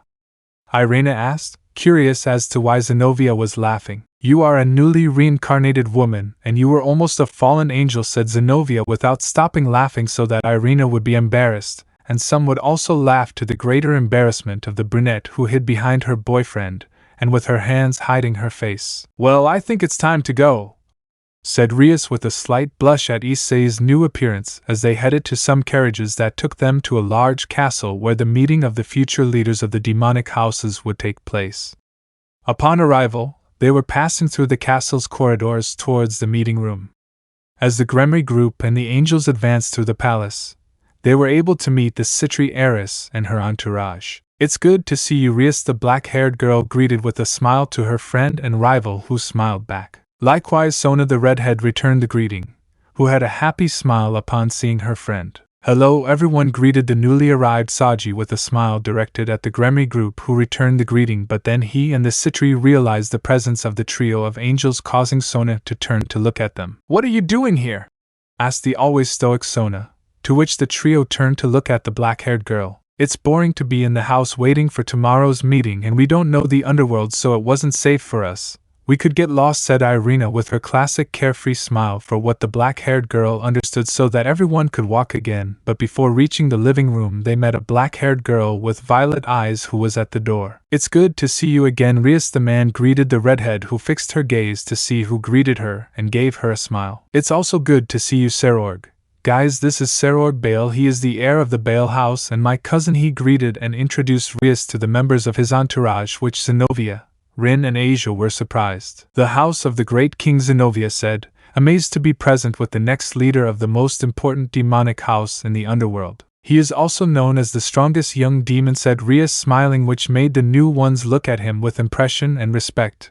Everything turned into a short conversation between the redhead and the Bale heir until he turned to see a brown-haired man who was talking with his girlfriends, but when he felt Serorg's gaze he decided to turn to look at him. "Nice to meet you.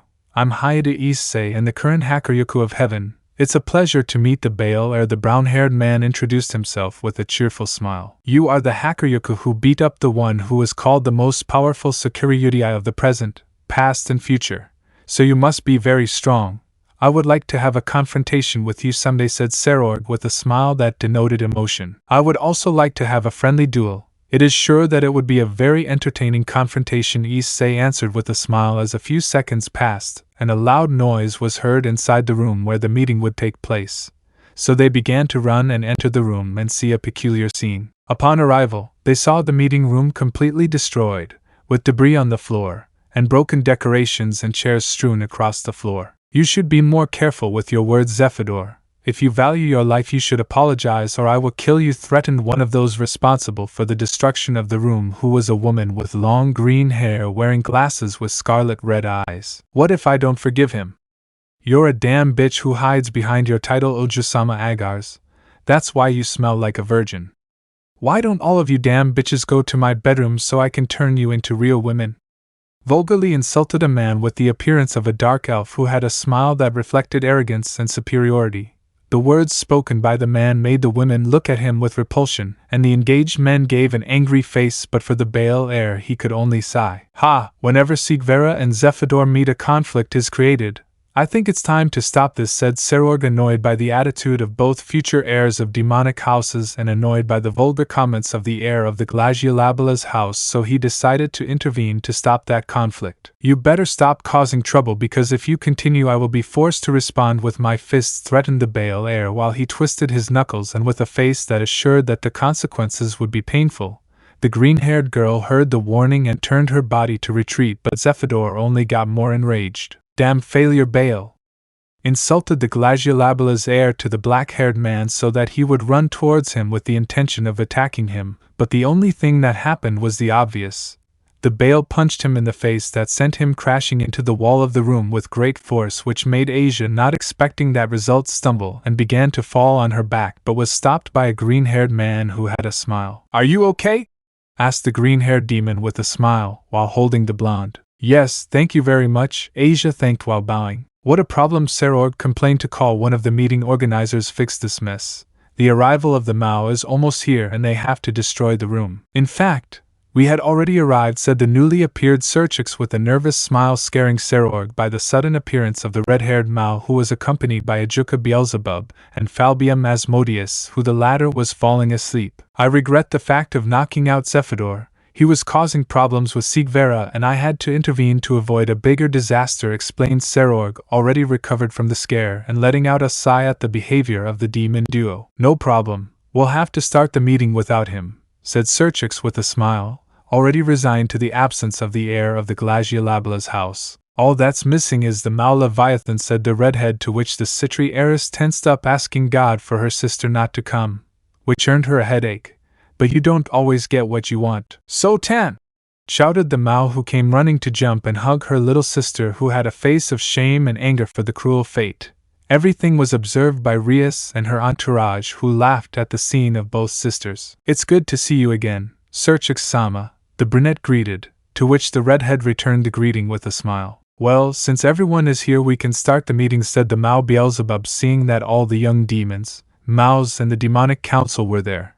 To which everyone took a seat and each entourage stood behind their respective king and the trio of angels stood next to the Gremory entourage. It took a little time for the Mao to give their words, so they gave their first order, which was to introduce themselves and tell their dream as future clan leaders. My name is Serorg Bale, future leader of the Bale House, and my wish is to take my family's name to the top and become a next Mao. The Bale heir introduced himself, to which the council was pleased by the words of the strongest young demon. My name is Rias Gremory, future matriarch of the Gremory clan, and my wish is to become #1 in the raiding game tournaments, and a great leader of my clan. The redhead introduced herself, to which her brother smiled, pleased by her words, and the council nodded for the ideals of the future Gremory leader. I am Diodora Astaroth, future leader of the Astaroth house, and my greatest wish is to be a great leader of my clan, and reach my brother, said the previous green-haired man who held Asia before falling. The answer was well received by the demonic council, and his brother Ajuka gave him a smile. My name is Sona Citri,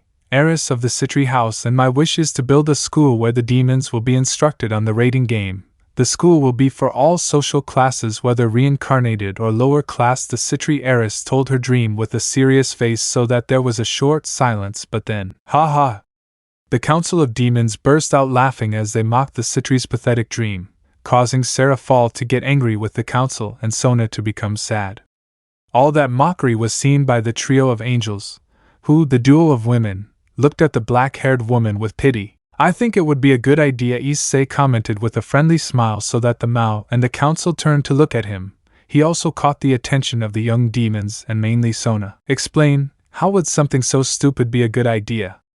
Asked one of the council members, making Seraphal look at the council in search of the one who made that comment, but she didn't find him. As I understand it, the main source of income and entertainment are the raiding games, so instructing reincarnated demons who will join society in the future as high-class demons would be very beneficial for those rookies. He gave his opinion, silencing those on the council, and they changed their minds when they saw that this school would bring more pros than cons. Thus they continued the meeting, where they were given several warnings about various attacks by the Chaos Brigade, and the selection for the raiding game for the Young Devils was given, where the first fight would be between Rias and Sona on that same day, which was a long fight that brought out the strategic skills of the Citri clan and the combat strength of the Gremory clan, giving Rias's group as the winner. After finishing the selection of the next matches, everyone went to their mansions to rest. The brown-haired man only lay down to close his eyes and rest. An old friend. A new day arrived in the underworld, where Irina and Gabriel woke up before the brown-haired man, who was still sleeping, while hugging the duo of angels.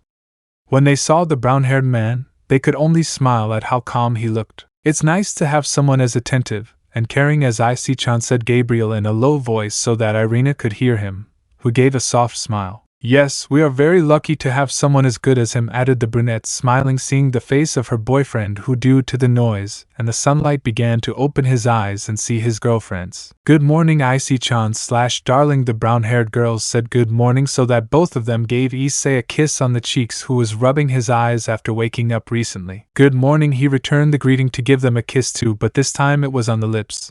The girls, feeling the kiss from their beloved, wrapped their arms around the brunette's neck, trying to deepen the kiss more. Today will be a very important day, the arrival of Oni-sama to the underworld and the peace treaty with the Nordic faction, said Gabriel with a smile. Who do you think is Michelena-san's escort if Irina is here? Issei asked, to which Gabriel was thinking but had no idea. Maybe Griselda or Dulio will come. The seraph gave her opinion, to which the brown-haired man agreed with the blonde angel. It's very likely Grice-chan might come, since Dulio is very disinterested in meetings and might even fall asleep, said Issei, already knowing the personality of his best friend from heaven. Darling, you once told me about your friends in heaven. What are they like? Asked Irina, to which the brunette turned to look at her with a nostalgic expression. Since I arrived in heaven, I was able to meet the great seraphim and other prodigious exorcists who would be trained by angels. On that day I also met Gabi-chan, Kanto, Issei, hugging Gabriel and giving her a kiss, making her smile. Before arriving in heaven I had already met 2 teenage exorcists aged 12 and 14. Dulio is a 12-year-old boy and is the bearer of the second most powerful Longinus, which is the Zenith Tempest, with which you can modify and control the weather and grants a great increase in elemental magic. He and I competed for the title of the strongest exorcist, narrated Issei with a smile, making it clear that his friendship with Delio can be considered a healthy competition and rivalry. The second is Griselda Quarta. She at 14 years old was a prodigy in the use of the sword, and she was the one who helped me along with Gabriel in the use and control of Ascalon. She shortly after adopted Xenovia as her sister, and began to train her in the use of the Durandal Canto. Issei to Irina, who understood everything and discovered where Xenovia became a skilled swordswoman. Well, I think it's time to get up. We have to go to lunch and get ready for Michael and Issei to arrive, said Issei, getting out of bed and going to take a bath with his girlfriends, placing the magic knob to make the delicious. When they left, they got dressed and used some healing magic to avoid being discovered for the second time. Upon arriving at the mansion's dining room, they could see everyone except for the redhead's parents, which surprised the brunette, but he didn't give it any importance, and they went to have breakfast with the rest of the young people. Tell me, Gasper, how do you feel about having your big debut in yesterday's raiding game? Issei asked the vampire, who gave him a smile. Amazing. I was able to use my sacred gear perfectly, and I managed to defeat Uruko-chan and Tomo-senpai, and I owe it all to you. I will follow in your footsteps and become a great man like you, thanked Gasper with a big smile. Thanks to the great progress and effort of the vampire, they managed to win the raiding game with Rin and Aquino as his support. I'm glad. If you keep trying, very soon you will achieve the balance breaker, and with your current level you will be very strong, the brown-haired man said, to which the blonde vampire smiled at him. Thank you for the help you have given, Gasper. You have been very helpful, and I don't know how to repay you, the redhead thanked the brown-haired man, who fixed his gaze on her. You don't need to thank me. I just helped a good friend, said Issei with a smile, which he returned. Gasper watched the interaction of both in silence, and could only think about the bad decision of Rias of the future, but anyway he doesn't blame her. That disappointment is unnecessary, since the brown-haired man took a new direction and matured, thinking first about the feelings of his former love. After the Gremory group, like Issei and his girls, finished eating, they went to the living room so that the brown-haired girls could talk to the other girls and the brown-haired man could take a seat on an individual armchair to enter his mental space and see his white partner, and sigh. He really missed his friend and red partner with whom he shared great adventures, failures and victories in the company of his inseparable friend who instructed him and supported him, leaving all his trust in him, and now repeating history. But with the white dragon it was a great opportunity to save those who were lost. But he still wants to see his former parents and tell them that he is okay, return to the Ko Academy and tell Motohama and Matsuda that he would continue to be their inseparable friend despite no longer being perverted. All those feelings caused discomfort in Issei and generated doubts in his mind. I know you miss a lot of people from where you come from and that it causes a lot of pain not to see them again. But see this past as an opportunity to save your girlfriend, protect your new harem, and above all be happy in this place. Albion told him with some words of support that made the brown-haired man sigh. I know there is no going back, but I still miss my parents, friends, and even those who betrayed me. I know it's silly, but I can't stop loving them. I have spent great moments with them, and it is impossible for me to stop loving them. They were the women who, even though it was for a short period of time, gave me their love, and even though they hurt me, I am totally grateful because they opened the door for me to find eternal love, said the brown-haired man in a tone of melancholy and happiness. It is somewhat sad to know that the love they gave him was so little that they replaced it with everything he had sacrificed for them, and on the other hand he is totally grateful because thanks to that he knew that Irina was the right woman for him, and with this new opportunity in life he wants to protect her, and also his new love, who is the blonde seraph. You're right, they hurt you, but they opened your eyes to see that the right person was in front of you all this time. The Dragon of Supremacy agreed with him. Tell me, Albion, are you happy that I am your carrier?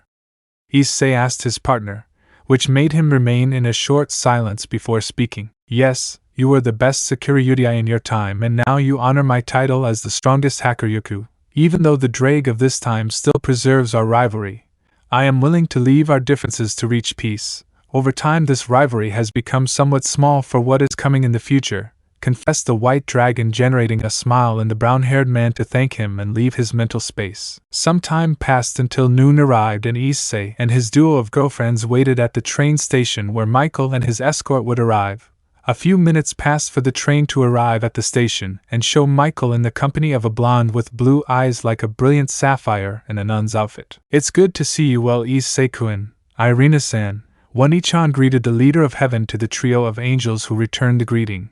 When they finished greeting, they saw how the nun advanced to greet. It's good to see you again, Issei-kun. My lady, she greeted the brown-haired boy and the seraph with a smile, while Irina stared at her not knowing her. Then she took Issei-kun by the arm and brought him closer to her ear and asked him who she was, but the blonde heard her clearly, so she chose to introduce herself. Nice to meet you. My name is Griselda Corda and I am the Queen of Hearts of my lady Gabriel-sama. Upon hearing the name of the blonde nun, the brunette instantly recognized her as the brunette's friend and companion during missions as an exorcist. It's still good to see you, Grice-chan greeted the brown-haired boy with a smile that made Griselda blush at the nickname and the smile. Silly, I told you to call me that in private, Griselda scolded with a blush that was noticed by the seraph and the self-proclaimed angel. It was good while it lasted, thought Irina when she saw that she would have a new member of the chestnut harem. Guess I'll have to share it more, was Gabriel's thought when he saw that his queen had feelings for his boyfriend. Now that I remember, why is my lady in the underworld? Griselda asked curiously, looking at the seraph, who smiled to hug Issei. I'm here because Irina-chan and Issei-chan were going to the underworld to take care of the Gremory and Citri heiresses, and so I wanted to accompany my boyfriend since someone could get there first, said Gabriel, referring to Irina, who pouted at the hint and surprising Griselda, who was unaware of the relationship between the brown-haired boy and his wife. Are they a couple? Griselda asked, shocked by the news and with her heart hurt knowing that Issei's heart did not belong to her. It's mine too, Irina corrected, hugging one of the brown-haired boy's arms, and Gabriel grabbed the other and began to pull it, causing Issei to complain about the force with which they pulled both arms.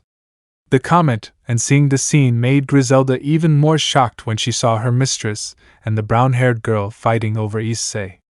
She felt a pain in her chest that was expressed by a fleeting melancholic face, and her blue eyes wrinkled with the intention of crying, which was noticed by Issei, who became thoughtful. Grice-chan, can I talk to you in private?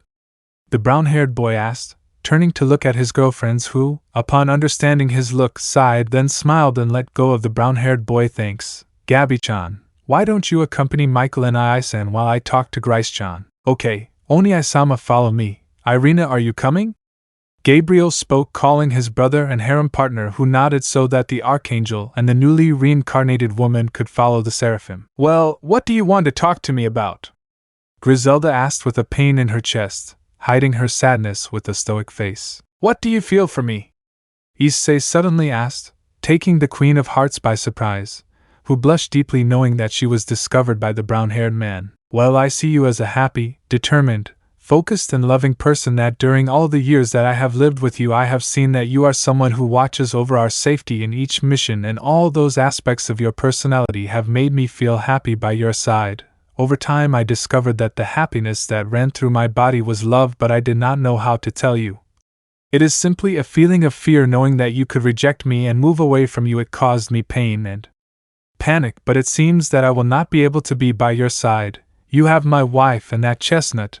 I do not occupy a place in your heart, Griselda confessed with pain in her words, thinking that the person for whom she had a great love would move away from her, causing her to begin to cry with her eyes as blue as a deep sea. You are wrong, the brown-haired man spoke with a face that reflected a smile that reflected love and appreciation. I also see you as a strong, noble, loving and firm person that makes me admire and respect you, but what I mainly appreciate about you is your love for the things that are precious to you, like your sister Xenovia or Gabi-chan. You are a great woman that I would like to spend my life by her side, and that is why I called you.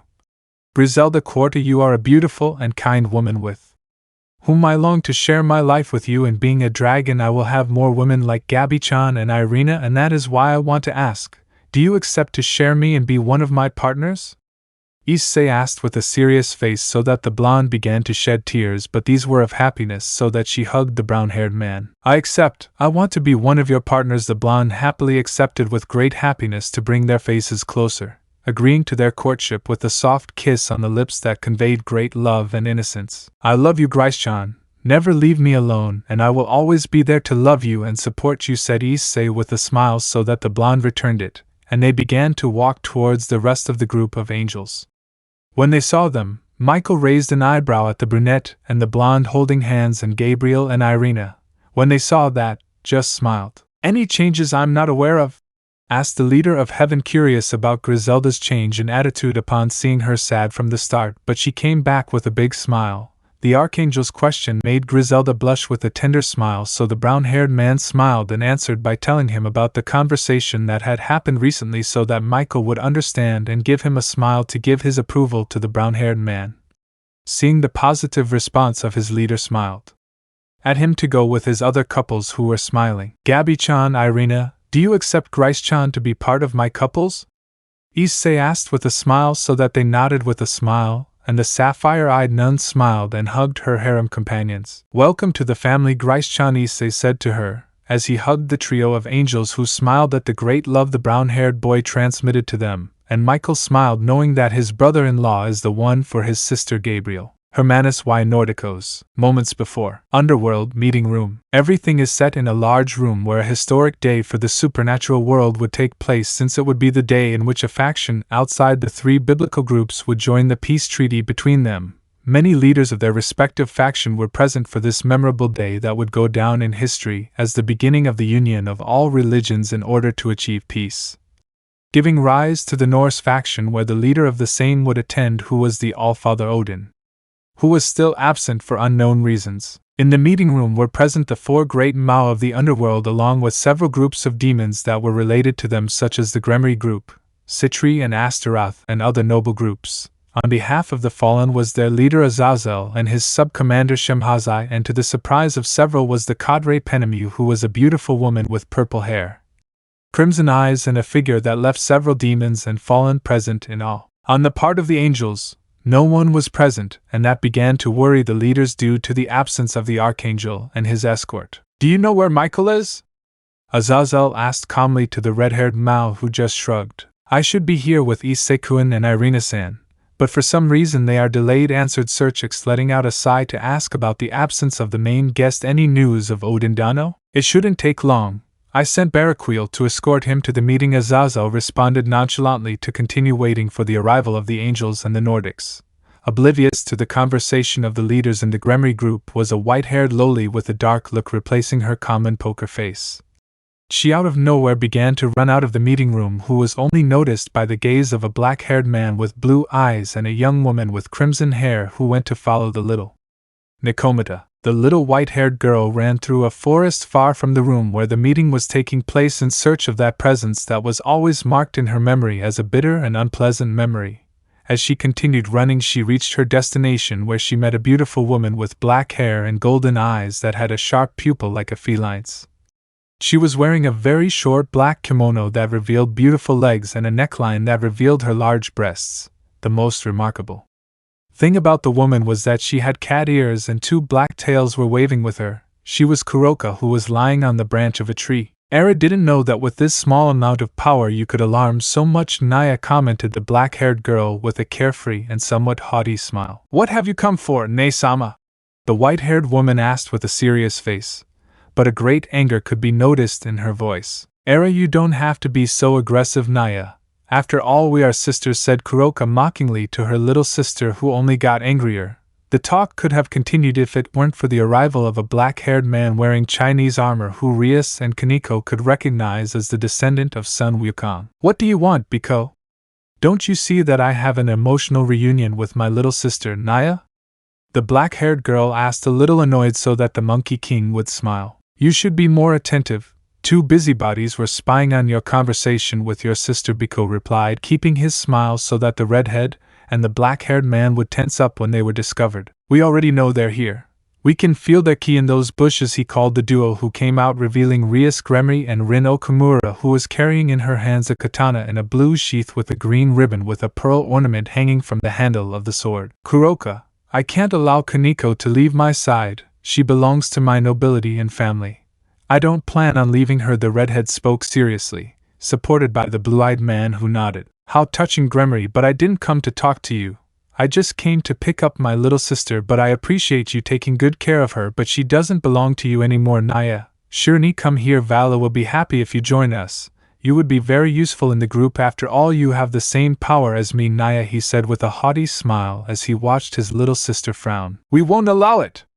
Rin shouted, getting into the discussion, while having an angry face. Well, if you're not going to give me my little sister by fair means, it will be by foul means, Naya said the Nikomata with a smile, while Biko prepared to fight with his staff. After that talk, the area around was enclosed in a barrier to start the battle. What no one expected was that from the sky a gigantic purple dragon could be seen that the Gremory group recognized. Tannen! The redhead shouted in surprise at the presence of the ex-Dragon King, but she also felt relieved that she would have an ally in the battle. I detected a large amount of magical power, so I decided to investigate, the ex-Dragon King told the redhead, so that without warning she received a rapier from the Monkey King's staff. Yes. I can have some fun, entertain me, Dragon King! Shouted Biko excitedly to get on his flying cloud and start an aerial fight with the fierce dragon, who expelled large flames with the intention of vaporizing his target, while the redhead and her group prepared to fight with the black-haired girl. I really didn't want to fight. I just wanted to take Shirani without the need to kill anyone, said the Nikomata with a smile that was overshadowed by her tone of voice that seemed annoyed. We will not allow you to take Kaneko-chan. She is part of the Gremory clan and therefore she is also part of my family, and I will not accept that you hurt her, threatened the redhead, standing in front of the white-haired woman to protect her. That's right. I won't allow you to touch Kaneko-chan. She's a friend of mine and I don't care if you're her sister. If you hurt her I won't forgive you, says Rin in a combat pose. The white-haired girl was shocked and had big tears coming out of her golden eyes that were of happiness and gratitude for Rias and Rin's concern. Rin, take care of her. I'll cover you, said the redhead, so that the black-haired man nodded and the Nikomata took a combat stance, showing a magic circle that summoned several fireballs made from senjutsu. Okay, Bucho. It's time to fight, he said, so that Rias nodded, giving him approval to promote, and Rin began to unsheath her sword and the black-haired boy's body was surrounded by bright blue flames. His tail was exposed while his fur bristled a little. His ears became pointy, and his teeth sharpened, giving the appearance of a true demon promotion on horseback. After the scream, Rin ran at great speed to the black-haired girl to launch a vertical cut with the intention of splitting the Nikomata, who jumped back to retreat, and launched several senjutsu flames towards the swordsman, who ran to evade the attacks. Rias, giving support, launched an attack of destruction to the black-haired girl to stop her attack and used a defense circle to cover herself from the redhead's attack. Bucho! Rin shouted again for Rias to nod and the black-haired man to promote himself. Promotion to bishop! He shouted for his flames to intensify and hold his katana tightly to fire a large torrent of blue flames at the Nikomata, who was forced to dodge it when she was overwhelmed by the wall of flames. The Nikomata, using her feline instincts, dodged a crimson ray created by Rias and, feeling cornered, used a large amount of senjutsu towards the black-haired pawn, who looked exhausted by the large amount of magic. Rin, seeing herself in that situation, could only miraculously dodge it, receiving large burns on her back and arm that began to fade when she was surrounded by flames that healed him. Naya, this is getting annoying! The cat complained as she saw herself cornered. She quickly went to attack the redhead as she saw herself distracted by being worried about her pawn's burns. Before she could get closer, she received full-on senjutsu flames that came from her white-haired sister, who surprisingly had her Nikomata features exposed. Wow, so you used the power you carry in your blood, Naya. I didn't expect that from you, Kuroka said with a mocking smile to her sister, who just snorted in annoyance. I will not allow you to hurt Rias, Bucho. I will protect her with my power if necessary, said Kaneko stoically to throw flames made of senjutsu at her sister, who dodged them with difficulty, as she still felt pain from receiving the previous attack. While the black cat dodged, she could not realize that she received a ray of destruction that she could not dodge completely, and received great damage. When she got up, she could see Rias preparing another attack while Kaneko was in front of her with senjutsu spheres, and Rin, being fully recovered, was next to the white-haired girl. Seeing herself completely cornered, she began to retreat, knowing that she had everything against her. Her partner, Biko, seeing this, stopped fighting with the purple dragon and returned to the black-haired girl. It's time to go. Anyway, Loki must have already arrived, said Biko with a smile that hid his seriousness when he saw that they were cornered. Okay, said Kuroka, annoyed and exhausted, but gathering a little strength and courage, she spoke to her sister. Okay, Shirani. One day I'll come back for you, so don't worry. If you want to beat me, use that power you have in your blood, Naya. Bye, Gremory. Take care of my sister until I return, said the black-haired girl, disappearing with the Monkey King. The 3 members of the Gremory clan will return to the meeting room. Underworld meeting room. After Kaneko escaped from the room and Rias accompanied by Rin chased her, everything was in total calm. The members of the room talked among themselves, giving as an example to the Gremory group, who chatted calmly with the Citri entourage, who despite their defeat were smiling, knowing that the fight was fun for both groups, and several of the Redhead's entourage wondered about the 3 missing members. The leaders of the demons and the fallen chatted calmly while Penemu spoke with Seraphal, as she was the only woman among the leaders. All the talks were stopped when they saw the arrival of 2 men and a woman. The first was a large, muscular man with brown skin covered by a black outfit with armor on his left shoulder, holding a long brown cape and eyes just like Willy Rex. It's good to see you again. Old Odin greeted the leader of the fallen angels in a carefree manner. Thank you for escorting him, Baraquiel. He thanked the man in black attire who only retired to another place with the leaders. It's good to see you again. Brat Fallen Angel returned the newly identified Odin, who is an elderly man who had a large gray beard as well as his hair as a sign of his old age. He wore on his head a cylindrical crown with several jewels and a crystal eye in his left eye. He wore noble clothes of white accompanied by a strong blue and stood with a cane. It's good to see you well, Odin Dano. Leader god of the northern faction greeted Surzex, giving a small bow as a greeting. Surzex, it's good to see you, the old man greeted with a smile to the redhead, who only took a step back so that a black-haired woman with pigtails could arrive. I'm glad to see you, Odin-sama. Seraphal greeted with a bow but keeping a childlike smile that was common in her. That's wrong, Seraphal. Wearing those types of clothes on such a young woman is not right, said the old man in a sign of disapproval, seeing Seraphal's clothes, which was her typical green dress that reached her knees and a jacket of the same color accompanied by a pink ribbon on the neck of the dress. She, realizing what Odin refers to, just smiles, and with a flash of light she changes clothes to her typical magical girl uniform, which caused a smile to the old man. Yes, that's what I was talking about, said the old pervert with a pleased smile, while the third person spoke, who is a beautiful silver-haired woman with sparkling blue eyes who was wearing a formal gray suit with a pink tie. Odin-sama, please behave. You must not give a bad image of Asgard with your perversions, the silver-haired woman scolded the old man, who turned to look at him. You should be less serious, Rossweisse. With that attitude you will never have a boyfriend, the old man counterattacked, hitting the Valkyrie where it hurt the most, since from one moment to another her blue eyes filled with tears to collapse and begin to cry, complaining about how difficult it is to try to have a boyfriend, considering it a dishonor to be the only Valkyrie who does not have a boyfriend. The silver-haired girl's crying made everyone present shed a drop of sweat because of the strange scene created. I'm sorry, she's my escort, Rossweisse. She's a good girl, but she's very strict, and that's why she still can't find a boyfriend, said Odin, introducing him so they could hear a familiar voice. It's good that you're well, Odin-sama greeted the newcomer Michael, who was accompanied by Issei, who was wearing an outfit very similar to Dulio's, that instead of having it in a green color this was a pure white color. Irina wore her exorcist suit covered by her white tunic, and Gabriel dressed in a white dress with golden details and several sapphires that matched her beautiful eyes. The last person accompanying the angels was someone that Xenovia, who was drinking some water. When she saw her she spat it out and put a blue face of panic, since it was none other than Griselda Quatra, who was wearing the same nun clothing. Oh Michael, it's good to see you, and I see you brought the beautiful Seraph. Gabriel, said the old man greeting the blonde to approach the blonde Seraph. It's good to see you again, Gabriel, he greeted with a smile that was not ignored by Issei, who approached Gabriel and gently took her by the waist and brought her closer to him. Gabriel, feeling Issei's touch, was surprised, but seeing the old man's intentions and Issei's look he could only smile, seeing how tender her boyfriend is when he is jealous or overprotective. It's a pleasure to meet you, Odin-sama greeted the brown-haired man to Odin, who had a surprised look when he saw how Issei took Gabriel by the waist, but when he felt the draconic energy of the brown-haired man in the blonde he understood but smiled with pride for some reason. You must be the hacker Yuku.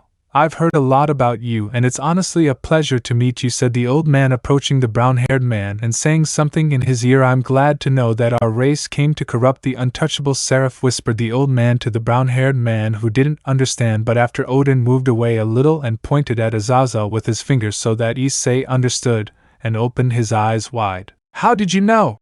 Asked the brown-haired man, stunned and amazed by the words previously said by the old man, who smiled. I am a boy god. I am also a pervert, and I have seen veterans retire. If you manage to get close to Gabriel, it is because you left those fantasies for some reason or simply because of her. Before I go, I have a question that is very important. Breasts or ass? Odin asked Issei. Ah, breasts, said Issei with a complicated and embarrassed look as he let out a sigh. He had already left that immature side and only released that side when he was alone with his women. Odin smiled upon hearing his answer and left satisfied. Partner, we are in a bad position. If Odin reveals it, my title will plummet like dregs, and I don't want that. Albion spoke restlessly and ironically, pale from the terror of being named the White Dragon Emperor of Breasts. Calm down, I don't think he'll reveal it, said Issei, already relaxed from the interrogation of the old man who was walking away while Xerxes gave a speech. How are you so sure? Asked a terrified dragon about the consequences that the Nordic god giving birth to Issei's tastes could bring. There is something that perverted men honor, Issei said to his dragon, who paid attention desperately. What the hell are you talking about? Albion asked the brown-haired boy, who smiled wisely on his face. It is a man's pact, that is. The retired veteran, his title will not be stained. What it refers to is that if a pervert abandons that path, his companions will not stain his name, and he will always be honored. Issei with a smile to raise his thumb to the Norse god, who returned the gesture, making the white dragon give him a drop on his head, but let out a sigh, giving false hope to his host. I'm always afraid to put high expectations on you when it comes to trusting you with secrets, Albion complained nervously as he sighed to see how Xerxes finished his boring speech. Come in, Odindano, said the redhead, stepping aside to give way to the old man and place his hand on a strange device. But everything was interrupted by an unknown voice. I refuse, said the strange voice, so that Odin made a face of annoyance at already knowing the voice. So if you came, Loki, said the Norse god. Let me know in the comments below if you guys want the next part. Also check out my other video that has been shown and left. Thank you for watching. If you enjoyed this video, please like and share this video. And have a fantastic day. Bye.